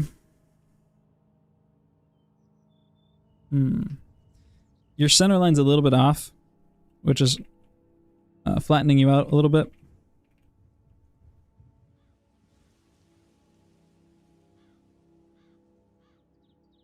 Right, so like your center here, and then your center chin's over here. So there's kind of like a little bit of this going on. So if this is our center line, our tilt, here and here, that form goes up and around. Definitely want to find some crisper edges. I know it's a very soft...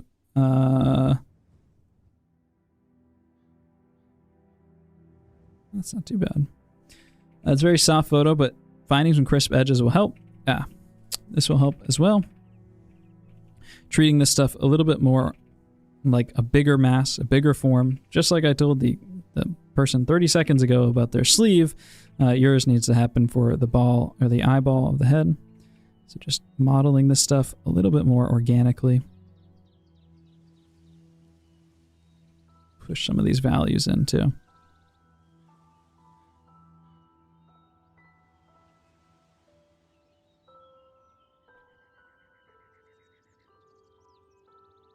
I know it hurts to do when you do your beautiful, nice, lovely drawing, but it makes a big difference.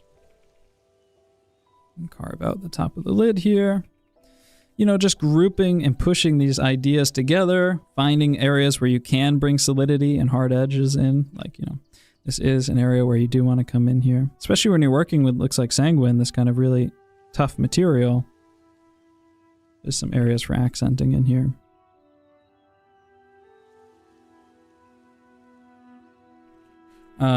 You can really smudge it and push it and model a lot more organically. Probably bring in the mass of the hair a little bit here too to help the likeness. General length versus width stuff. Overall looks really good though. I like that one.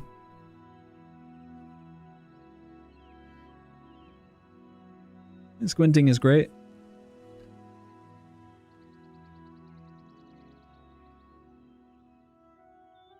Okay, yeah, Boldini was a little bit older.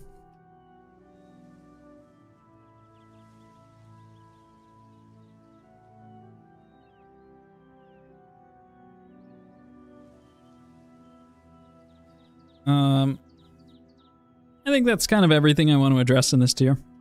Where are we at now? 3 hours? Okay, yeah, let's move on to the final one. It's been 3 hours. We gotta get out of here, guys.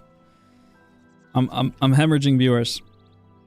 So, I went on like a really, really long rant at the beginning of this, and then I kind of keep reiterating it about like color picking and tracing and moving stuff back and forth and making organic, or, you know, making drawings that are searching for like an optical accuracy instead of thinking about form. And I really like this drawing right here, because does it have the likeness? No, it doesn't. The likeness on this drawing isn't perfect. And it's a bit, you know, the value grouping, especially in the hair, could be improved a lot too. But I really like this drawing because I feel like this is someone that's just engaging with form ideas. They're pulling the hatch marks around the feeling of form. The head feels solid. It feels like something. And you know, there's a lot that could be improved here, but I just think that this person is just drawing. And I like people that draw. I like our drawers in chat. Let's help out their likeness. But this is just, yeah, I just like people that actually engage and look like they're having fun while drawing. And I think that's like super, super important, because I am so technical and I am so, you know, I can be so kind of hardcore and academic sometimes that like I do really need to make it clear that like you should be having fun while drawing. You should be exploring these ideas.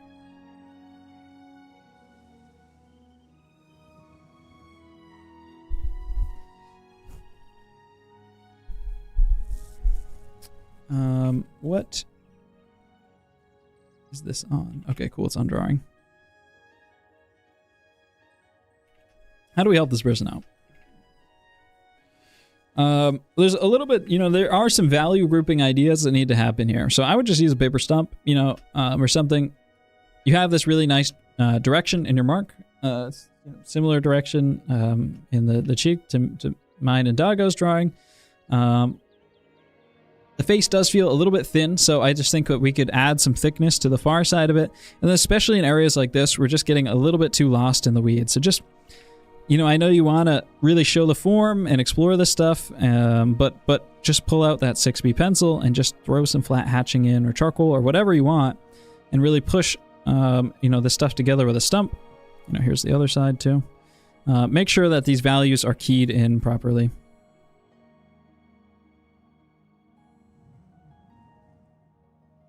that's what's going to help break free the stylism feeling or the stylized feeling and bring a little bit more realism into stuff, is really making sure that your values are really properly fitted into there.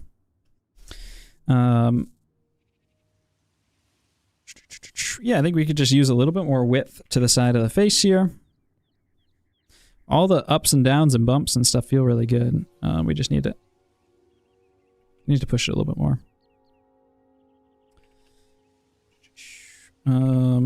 Let's see. Do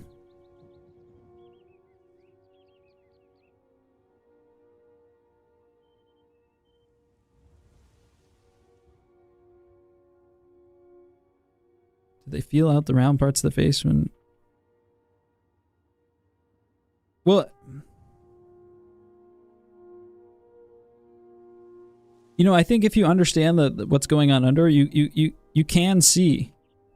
You can see these pieces. You know, we know that the cheekbone starts at the bottom of the nose and ends kind of below the eye. And right in here, we can see this little bump that comes out and then in and slots inwards a little bit. That's where the cheekbone is and where the flesh is moving around it. In order to make this feel a little bit more realistic, all we have to do is kind of pull this out. I want to use black here.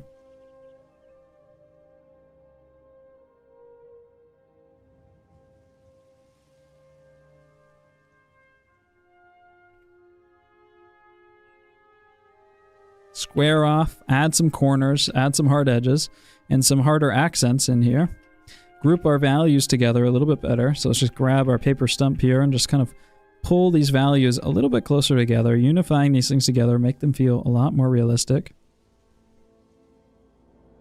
You can still have your mark making in there. It won't destroy your mark making totally.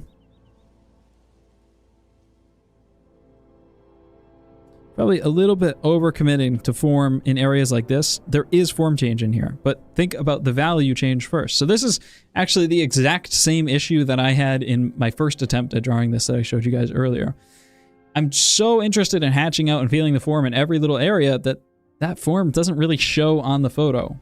And you lose a lot of the beautiful interplay of light and dark on the photo when you try to insert that form onto it, because you have to make stuff darker to show it. So, you know, not every tool is right for the job. And if you try to cram the wrong one in, you get some issues. And that's kind of annoying sometimes because you want it, you know, I want to show everyone how cool my form is, you know, but I did this exact same issue. You know, I'm going to make sure, let's just measure the thirds of the face.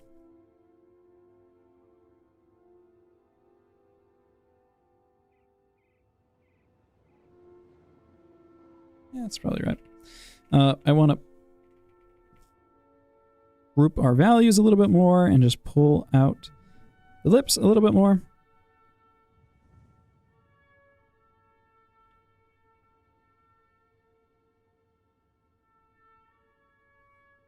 Same here, and then we're going to use that same value here. Push this in, push this out a little bit more, add a little bit more mass.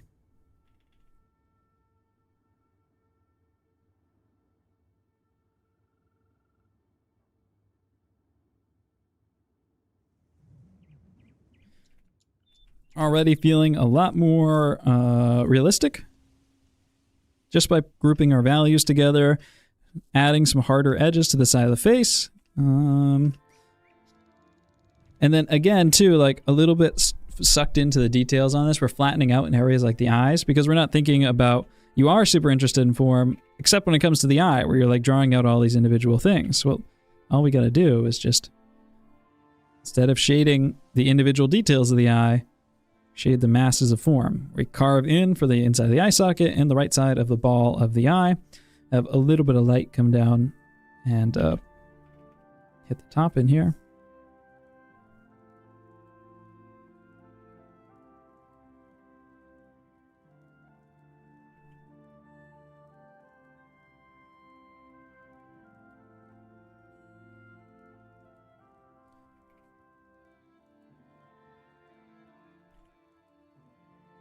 Likewise over here,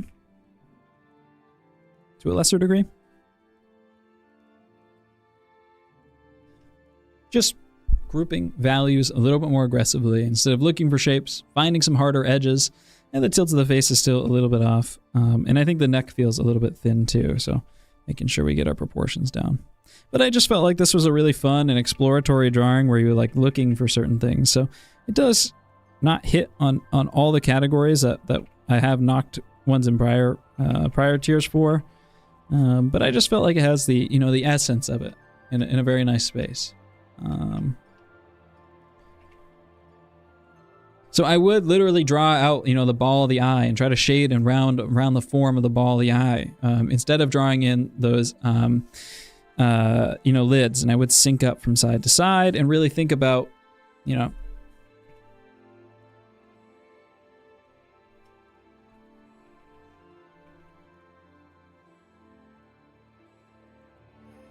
Here is our tilt across the eyes. Here is the ball of the eye. Here is the corner of the eye. Here's the other side of the eye. We're coming up, going over, coming down. This form goes in. We have thickness on the inside of the eyelid. Likewise on the bottom. We come out. And we come in. Then we go across the top lid. We have shadow on the down planes.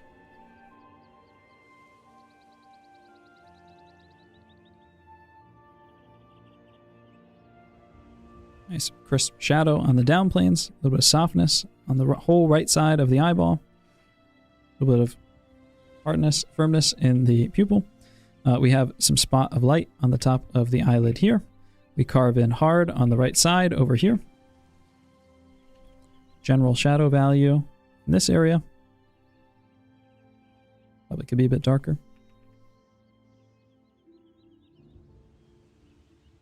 A little bit of this light spills down through the eye and under. Corner of the eye, nice and dark.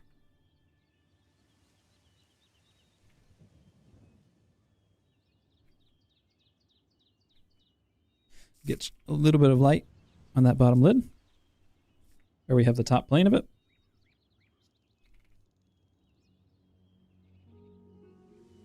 So think about your masses and build them out organically, and you're going to get a much stronger feeling to them.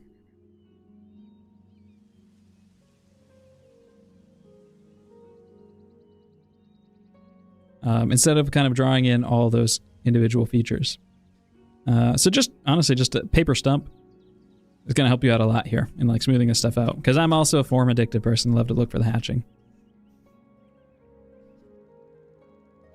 All right, we're in the final tier, we're in the final section.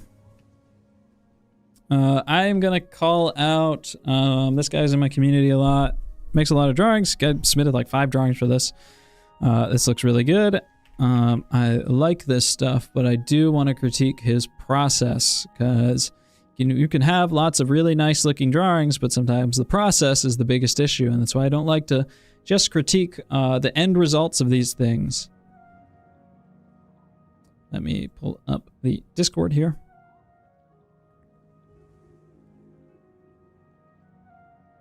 Mr. Potluckins.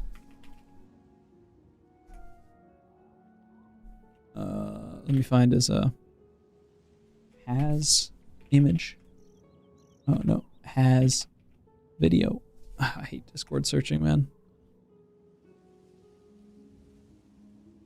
Jump to message. Appreciate you guys providing these process videos. Ah, it's this one. So it's very nice. The end drawing is perfectly accurate, and he does start with oh, you're really gonna do that when I pause? You're gonna... Oh, does it just go to the next video when I pause? What's going on here? First off, you do start with a pre-drawn in circle. That's lame. Just draw the circle, buddy. Just draw the circle. And I think that kind of is a little bit, resembling, an over-reliance on tools for the process, because you will see that there's many, big liquefy there. I'm changing a lot of proportions. Small, transform liquefy there, redrawing, changing the composition, making it bigger. Now we're changing this. Now we're changing this. Now we're changing this. I think that there's there's another final change in here too, where you pull the whole brow forward first. I just think that, you know, like, you're good. Like, these processes are nice and the drawings are good, but there's a strong reliance on the tools here. And I think, you know, thinking a little bit more big picture is gonna be what helps you out the most. And the use of these tools is what's holding you back more than anything else. Because it is a little bit of just shifting stuff around until it looks right, instead of you know, hitting the big pictures here. So, you know, the end result of this is great. I really don't have many ideas. But I would have lots to tell you, and lots of proportional tips to give you, and lots of ways to solve these issues if you just posted a bad drawing. But you've kind of cheated yourself out of getting some good critique here. You know, the eyes are too far forward. Again, like, if we understand our form, we can see right away that the eye can't be this far forward, because tools are there to be used. So grab the little play bar at the bottom of the screen and go back about 20 minutes into this video, and then watch up until 1 hour. And I'm going to tell you exactly why that is wrong for about 40 minutes. Tools are meant to be used, but when you cheat yourself out of learning things that are important, you're not using the tool. You're just, you're cheating yourself. So when you understand a little bit more about the form, or you understand the skull and the eye socket, when you have a head in profile, you know, we'll look for where our brow line's going to be. This is where our forehead will come in like this, and then our brow bump will come out maybe a little bit more organically like that, going along the brow line and coming out to the side of the brow over here. And then we're going to hook around the side of the brow bone. This comes out, goes out to the top of the head. Then this comes down, cutting inwards. This isn't a perfect construction either, by the way. You know, I'm not going to tell you that I'm the best form drawer ever.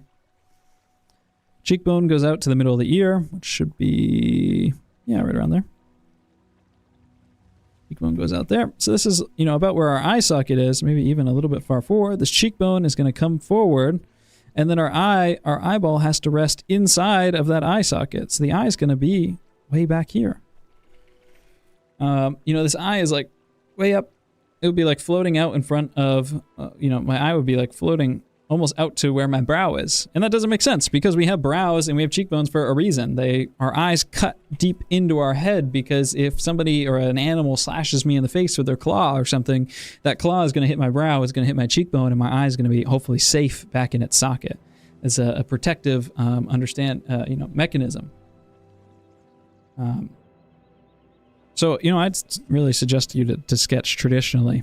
You know, and then I think you can design these clumps to be a little bit clumpier and a little bit less, you know, spend a lot of time like pulling out frayed pieces of hair, which is great. If you're just trying to make something beautiful, that's great.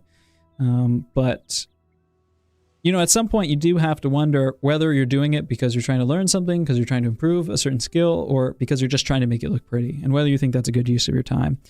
You know, it's up to you. But, you know, if this is a clump, just like this, and we have light hitting it from here, we have dark hitting it from here, we have our midtone at our midtone,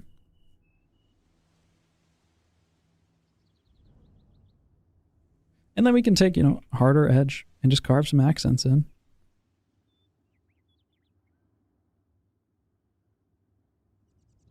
And yeah, we can pull a few off to the side. And you're going to get that exact same effect with actually a stronger feeling of light and dark, and you're going to get it faster. A lot faster. This one felt nice. I like this one. This guy had a process too.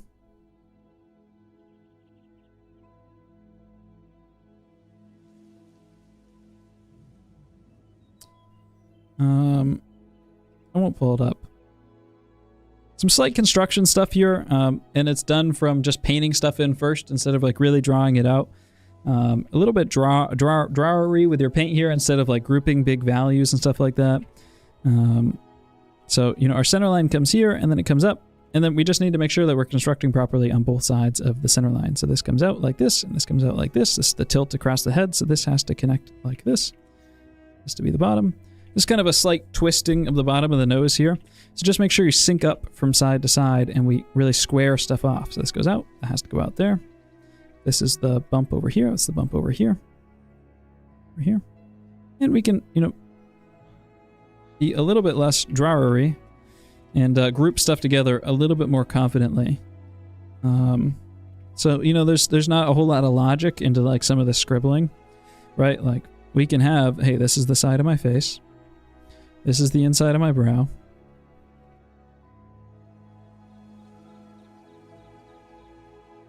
This is the top. So this plane right here is the top of my cheekbone, where that goes around. And right in here is the underside of my cheekbone, where that's going to get a little bit darker. And right in here is the fold, the crease on the front, where the turn of my cheekbone is. Oh, what is the general critique of this third tier? That's a good point. So the first is kind of big proportional ideas, composition, the way that we approach drawing in general. Second, mostly value grouping and some proportional stuff, some construction stuff, some approach stuff. But you know, the way that people are approaching drawings in this tier was a little bit more you know, fundamentally sound. And then in this tier, I think all the proportions are pretty darn good. And all the values are well grouped. Yeah, I don't have like a super big theme for these because most of these guys are pretty darn good. I think Dago's is better than mine for the most part. Actually, for I think pretty much all the parts. I don't have much critique to say for Mr. Dago. There's, you know, some small critiques here with value grouping and with some small constructive things. I'll go a little bit more into detail into the construction of specific pieces, you know, stuff like this. You know, with value grouping, a little bit more specific, but yeah, you know, we're starting to hit diminishing returns here.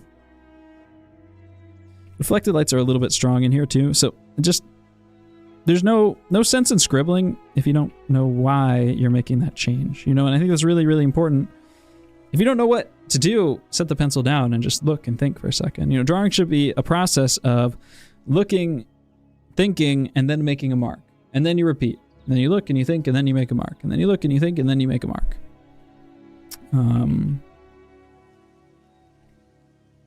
We don't want to be just going. You know, again, like, why do we have this light here, and then this light here, and then this light here? Like, is there really, on the reference photo, like 5 different values there? No, there's not.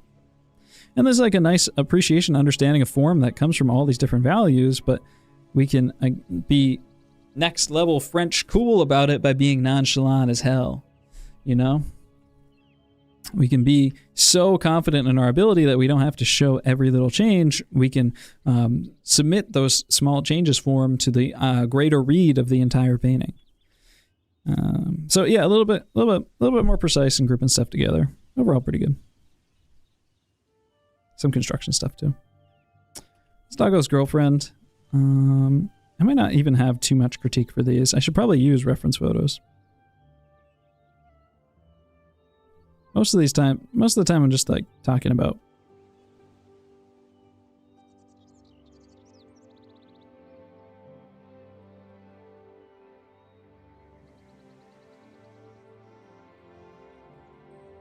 I'll just bring this over here. Oh, you got put up a tier. I think your name is Melly? It just occurred to me your name is in Greek, and I've just been calling you Melly, but I'm pretty sure. I don't know if that's actually how it's pronounced.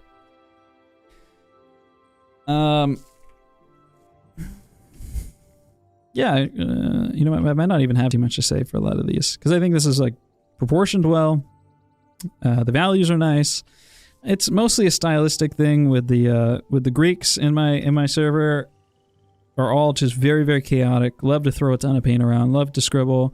But you can do that as much as you want as long as the values read well.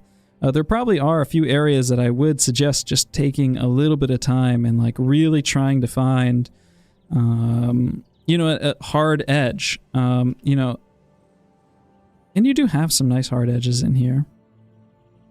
Yeah, I really don't have too much critique to say for this. Yeah, I think a little bit could be gained. Just for certain areas like this, it's like, you know, I'm nitpicking. But like, do we need to use 6 values for our transition here? Probably not.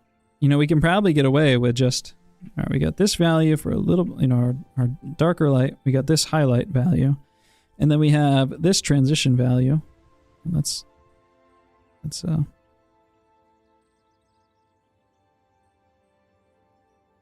is our terminator value at the edge of the shadow.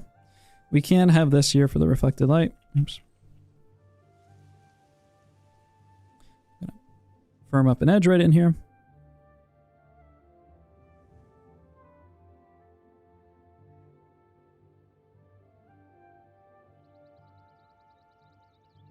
I know the expressive stuff is cool, but it's just like, you know, sometimes you can, there's just so much beauty in doing more with less. To me, it's like if everything is super expressive, you do like miss like a little bit of beauty in like areas that you can find simplicity in.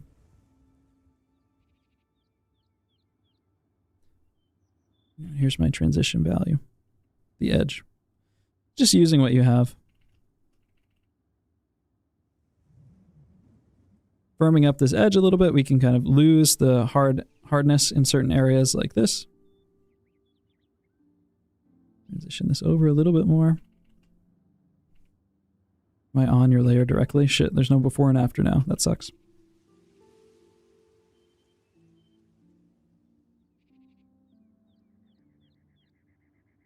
It's a little bit of a stylistic thing too, because all the Greek people in Greek schools do it. So it's just like, you know, it's not exactly like I'm not spitting facts anymore right now. I'm giving my opinion and my taste on art. You know, these are the more French values that I really care about, and I think make a lot of great French painters.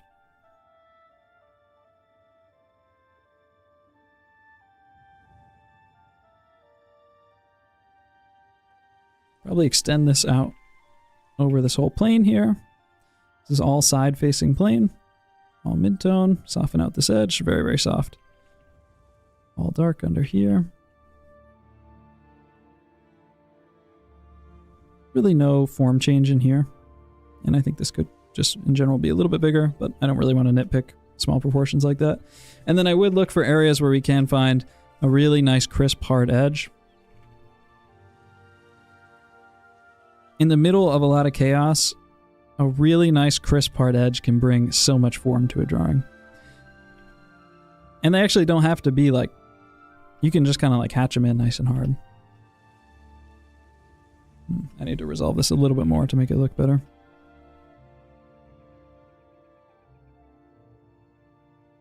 There is, I understand why you have so many value changes in here. There is so much subtlety within these shadows, especially if you key for them.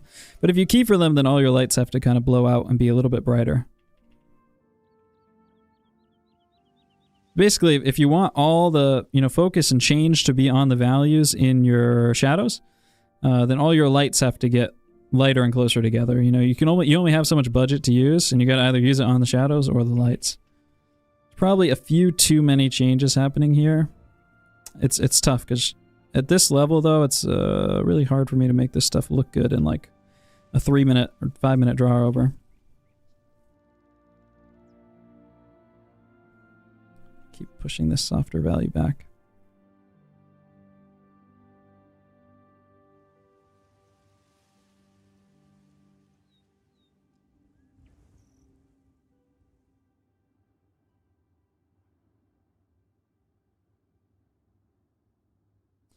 It's a little bit stiffer from where I'm at because my gradation isn't as smooth.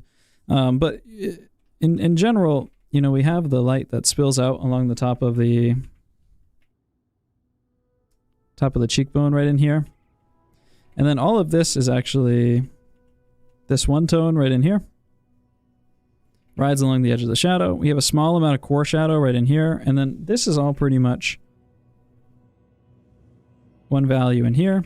Maybe a small amount of reflected light. We have a darker value change in here, and it also creeps down a little bit under the cheekbone in here. I think that's the most simplistic value scheme that you can go for in this head. So it's really like 1, 2, 3, 4 values, maybe 5 with the reflected light. So actually doing that helps out a lot. I can kind of just push all of this together. Make this transition a little bit softer.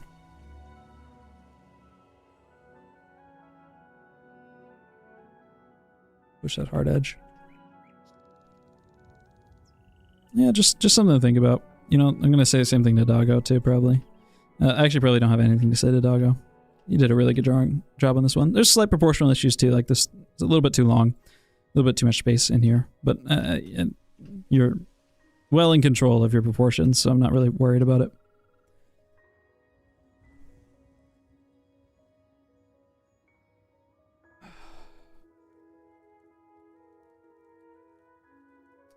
Yeah. The Greeks are just as expressive with their physical drawings too.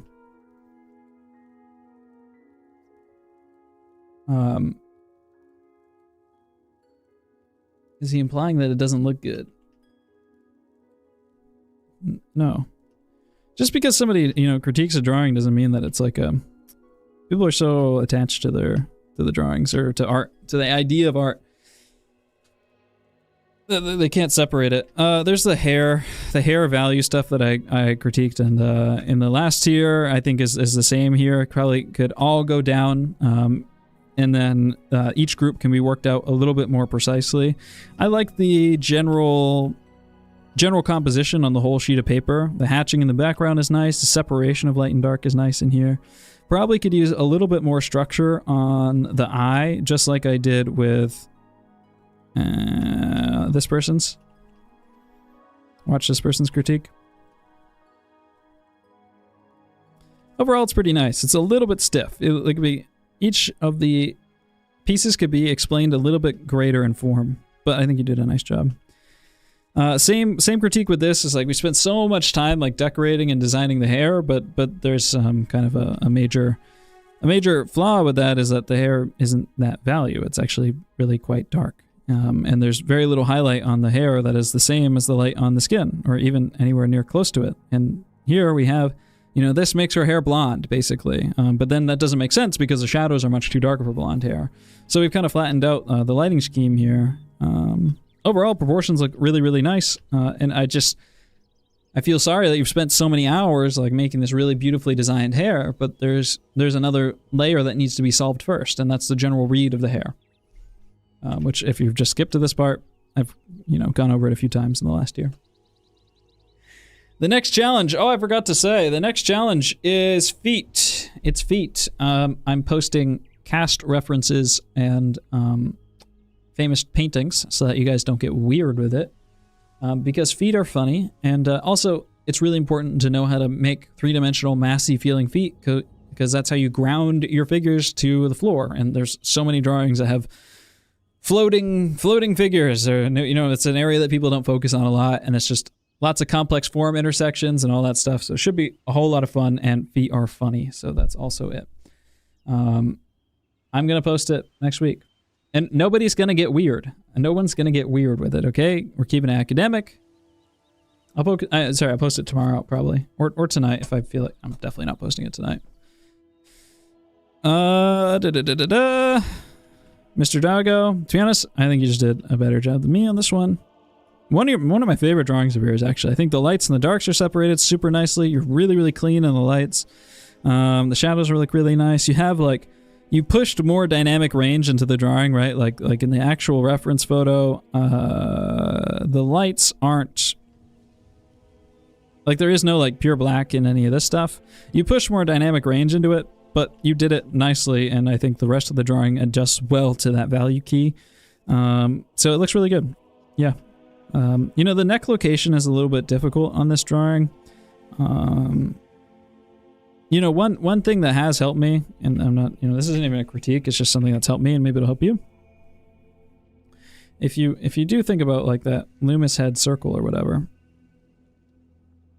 you know, center line on your circle or whatever, there's the the actual edge of the circle. My circle wasn't... Oh, I gotta get off this layer. My god, I think we're over 100 layers. You know, so here's my base circle that would be used for construction in the 3/4. Normally, you would just pull the neck off the sides of the circle. But since the head is shifted back and the cranium extends in the back, we get a little bit of extension to the cranium. So the actual like back of her head is like back here. So we shift the circle over. So now the circle is aligned with the back of the head instead of the front of the head. And then from there, we can pull the neck down from here and here. Probably be a little bit more like this. Then you can pull this out. So that will give you a little bit better placement of the neck.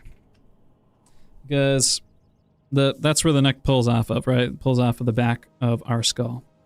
I'm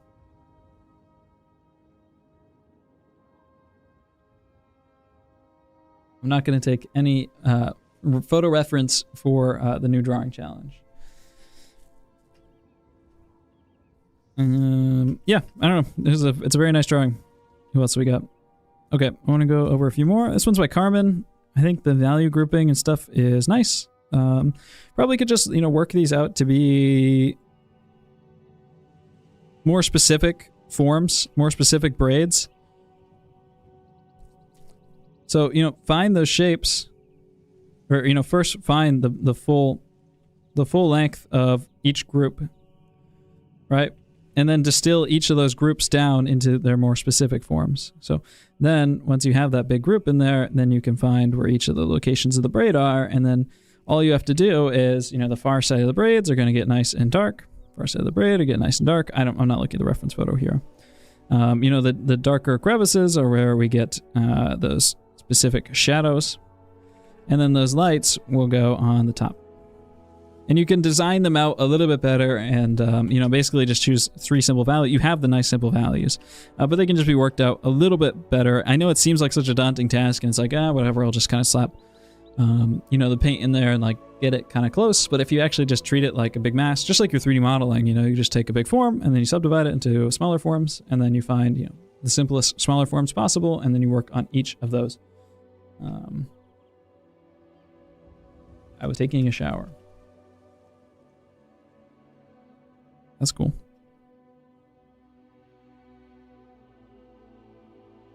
We need a mass call of feet reference for the next challenge. Please DM me. This is a mass call out where we have a massive shortage of female foot reference. Please DM me. On to the next critique. We got 2 left. I think this is a wonderful drawing. Better than mine in many ways. And yeah, the accuracy is very nice. The values are grouped very nice. It's very soft. It's very, very beautiful. But again, it's the same value grouping stuff. Like, we're so excited to make the hair designed and beautiful that the highlights on the hair have just gotten a little bit too bright. And that each of the individual groupings of curls can use a little bit less detail and a little bit more massing of value. This one, you've spent so much time on this that I owe you a critique. Where is that reference? Oh, we're with Melly over here.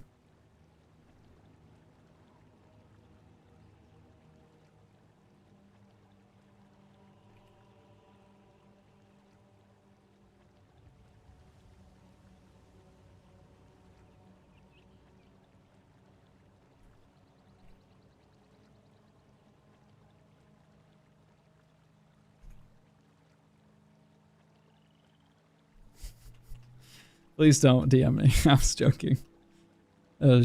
I don't pay. Yeah, I don't pay. I'm cheap. Don't DM me. Trying to put them into shoes. Guys, keep it academic. All right? If you're going to DM me, you got to keep... no, actually, don't DM me. But just if you're going to draw and participate in the challenges, you got to keep it academic. Okay. Let's grab this. Which one are you? This one. And layer... Adjustment layer, posterize, adjustment, saturation. Turn the saturation down. Clip the layers. Here's the most graphic read possible if we want to add like 4 values to this drawing. This is what we need to accomplish first. You're pretty close, but there's just greater grouping of these masses. Like, look how beautifully this curl is designed, where it comes out here and then it pulls into the shadow, and because it gets nice and dark and pulls inwards, then we can pull outwards again, and then we have this strip that pulls in on top of it. And we are flattening out a little bit here because we're getting so into the design that we've lost track of the big ideas, the big groupings, and that's what matters most. So some of these things just, I'm going to destroy your beautiful work here. You can do all this design, but the general mass has to be worked out first.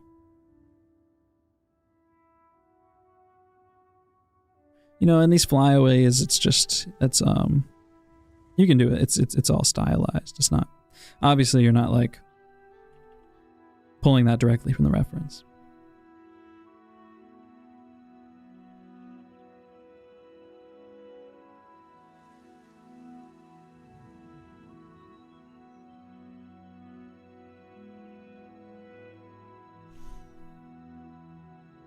But like, now that those things are keyed and grouped in together, the flyaways start to look a little bit too distracting.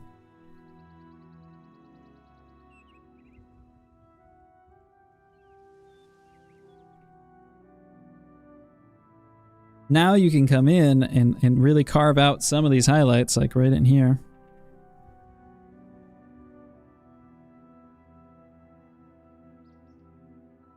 And you're going to have a much stronger overall read to your drawing.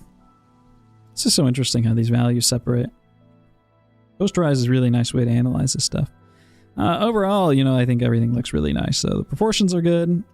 Maybe, this is another area where things aren't grouped very well. The eye is actually really quite dark. So it needs to fit into that group. Our brain sees, ooga booga white of the eye. I need to make it white, Same thing with probably like the underside of the nose. We can just like push this in a little bit more aggressively. And then just like, chill out right in here. Yeah, overall it looks really nice. All right, I think finally we got Mr. Canvas Engineer has been in the chat the whole time. Why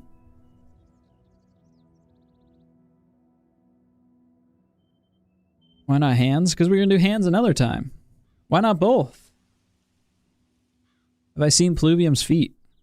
Not like in person only. And those were in my mouth, so I couldn't see all of it. I really need to... Why Greek sculptures are good for studying figure drawing. Greek sculptures are the best because somebody's already made all the decisions for you. Like when you look at real life,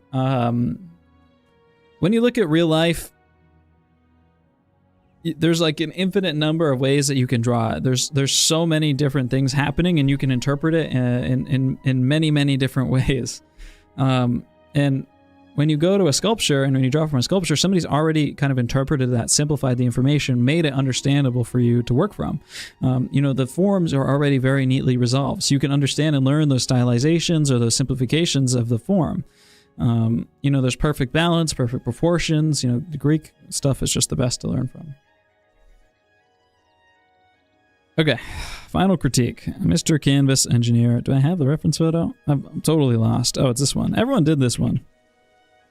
Yeah, I think you did really, really nice. I think you went a little bit too crazy. I pulled this one because this one is just better values than this one. You went a little bit too crazy with some of the texture stuff in here. But overall, the grouping the values is nice. The drawing is really nice. You group the values successfully in the eye. You're probably right that... let me turn off. You were probably right that... the reason why I drew over the top of this on accident, that's why it separates like that. The accuracy isn't perfect, but I feel like you capture the essence and the character of the model, and the drawing feels really solid, and those are things that matter a lot. There is some small stuff like the face and the chin can be tucked in a little bit more so we can look at that angle. That would help out a lot. Double checking our thirds and doing a strong drawing before. You're a very painterly guy, it looks like. So, I also really, really love. Well, I like both of them, but I especially like, this compressed value range that doesn't steal too much attention. I think, when you came back in for the second round, you just pushed some of these darks a little bit too much and just stole some of the meat of the, or some of the grace of the drawing. You're probably right that some of the stuff could get pushed down a little bit, but.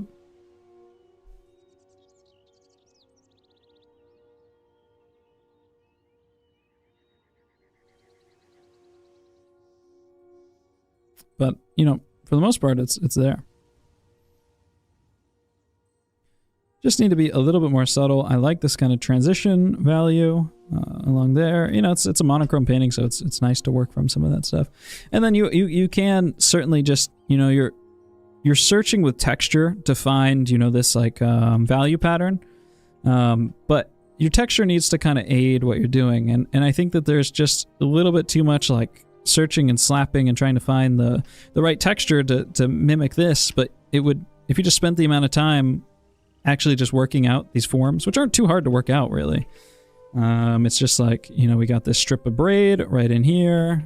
We got this strip of braid right in here. We got the head right in here. Then we got this like front one right in here. And then once you get the braid in there, it's like pretty easy. We got this one right here, and we got this one right here, and then there's this one right in here, and then this one goes out like that, and then this one goes out like that, and then the rest of it's shadow. Like that takes like, maybe 5 minutes if you want to do it more precisely than me. And then again, it's like, hey, just apply, apply your midtone to everything in the lights. Apply your shadows to the far sides of the form.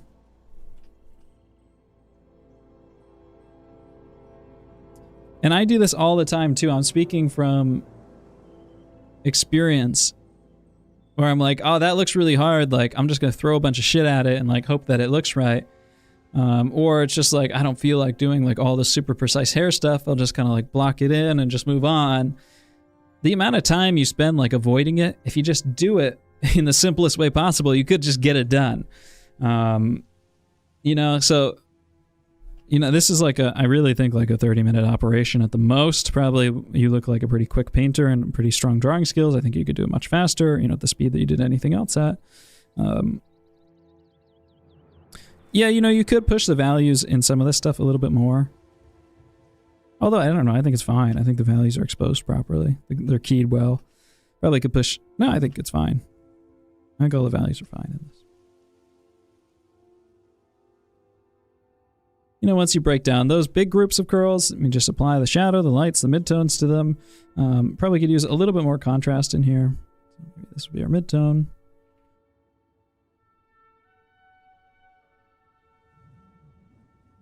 And also use hue to push, the hue and saturation to push your highlights out instead of value.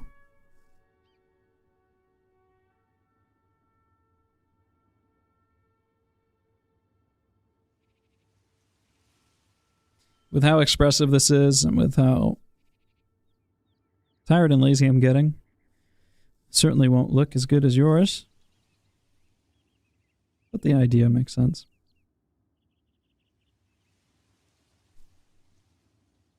Here's our midtone going in. You can push in some of these hard edges for shadows. Too much.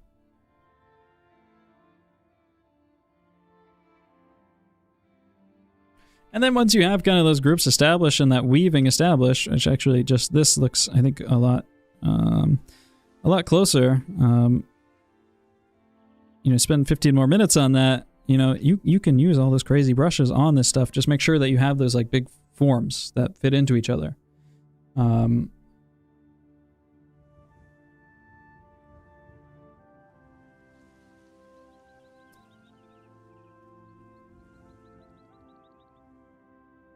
So yeah, just like a little bit more like form. Note how they weave into each other, how they overlap, and where the shadow lies on each of those forms. We'll give you a little bit more, and you can be as expressive as you want within those terms. But I like the expressiveness. I like the color combinations here. They look good. There's drawing issues, like some proportional issues, but like you know, like I care less about that type of stuff when I can see that somebody is clearly like reasonably competent in understanding value and stuff. You know, maybe you do have some big construction issues and failures in understanding. It's a profile pose, so there's no way for me to tell. You know, they're good enough in here. Yeah, I think it's really good. Yeah, I think you pushed it a little bit too much in the last one, but it's fine. You're trying out a whole lot of stuff. This looks really cool. This must be, I don't know, is it Photoshop or Rebel? Maybe it's just Photoshop. Yeah, all right, that is everybody, man. I mean, I overall, you guys are just too good, and so you guys actually just need to focus on sucking more. I think that's really actually more important because you're going to get better critique, you're going to grow faster, and that's what matters most is being bad. A lot of really great painters here, and also, you know, I want you guys to be bad and to be. To accept that and know it's all part of the journey and share that, because it helps encourage other people here, which is what we should be most interested in is kind of sharing and being exploring and having fun with art so that we can grow this community and really kind of make art more relevant and make the stuff more interesting. Because if we just sell it as, you know, a bunch of boring anatomy and stuff like that, then that's all it's ever going to be, and not a lot of people are going to get interested. But if we sell it like a fun game, and we sell it like exploration, and we sell it like, you know, wins and losses, and, you know, you got to keep your KD up, you know, I think a lot more people are really going to join in here. Yeah, that's all I got for you guys today. I'm exhausted. Focus on sucking more. Toes are part of the next challenge, so that's also gonna happen. Those were two disconnected sentences, sorry, I have ADHD. Next challenge is feet drawing. I will post a full thread of references and resources and stuff tomorrow. I'll go over all that stuff tomorrow morning. Yeah, all right, I'm just reading the chat for a second here. We're pretty much done here today. I'm gonna end the stream soon.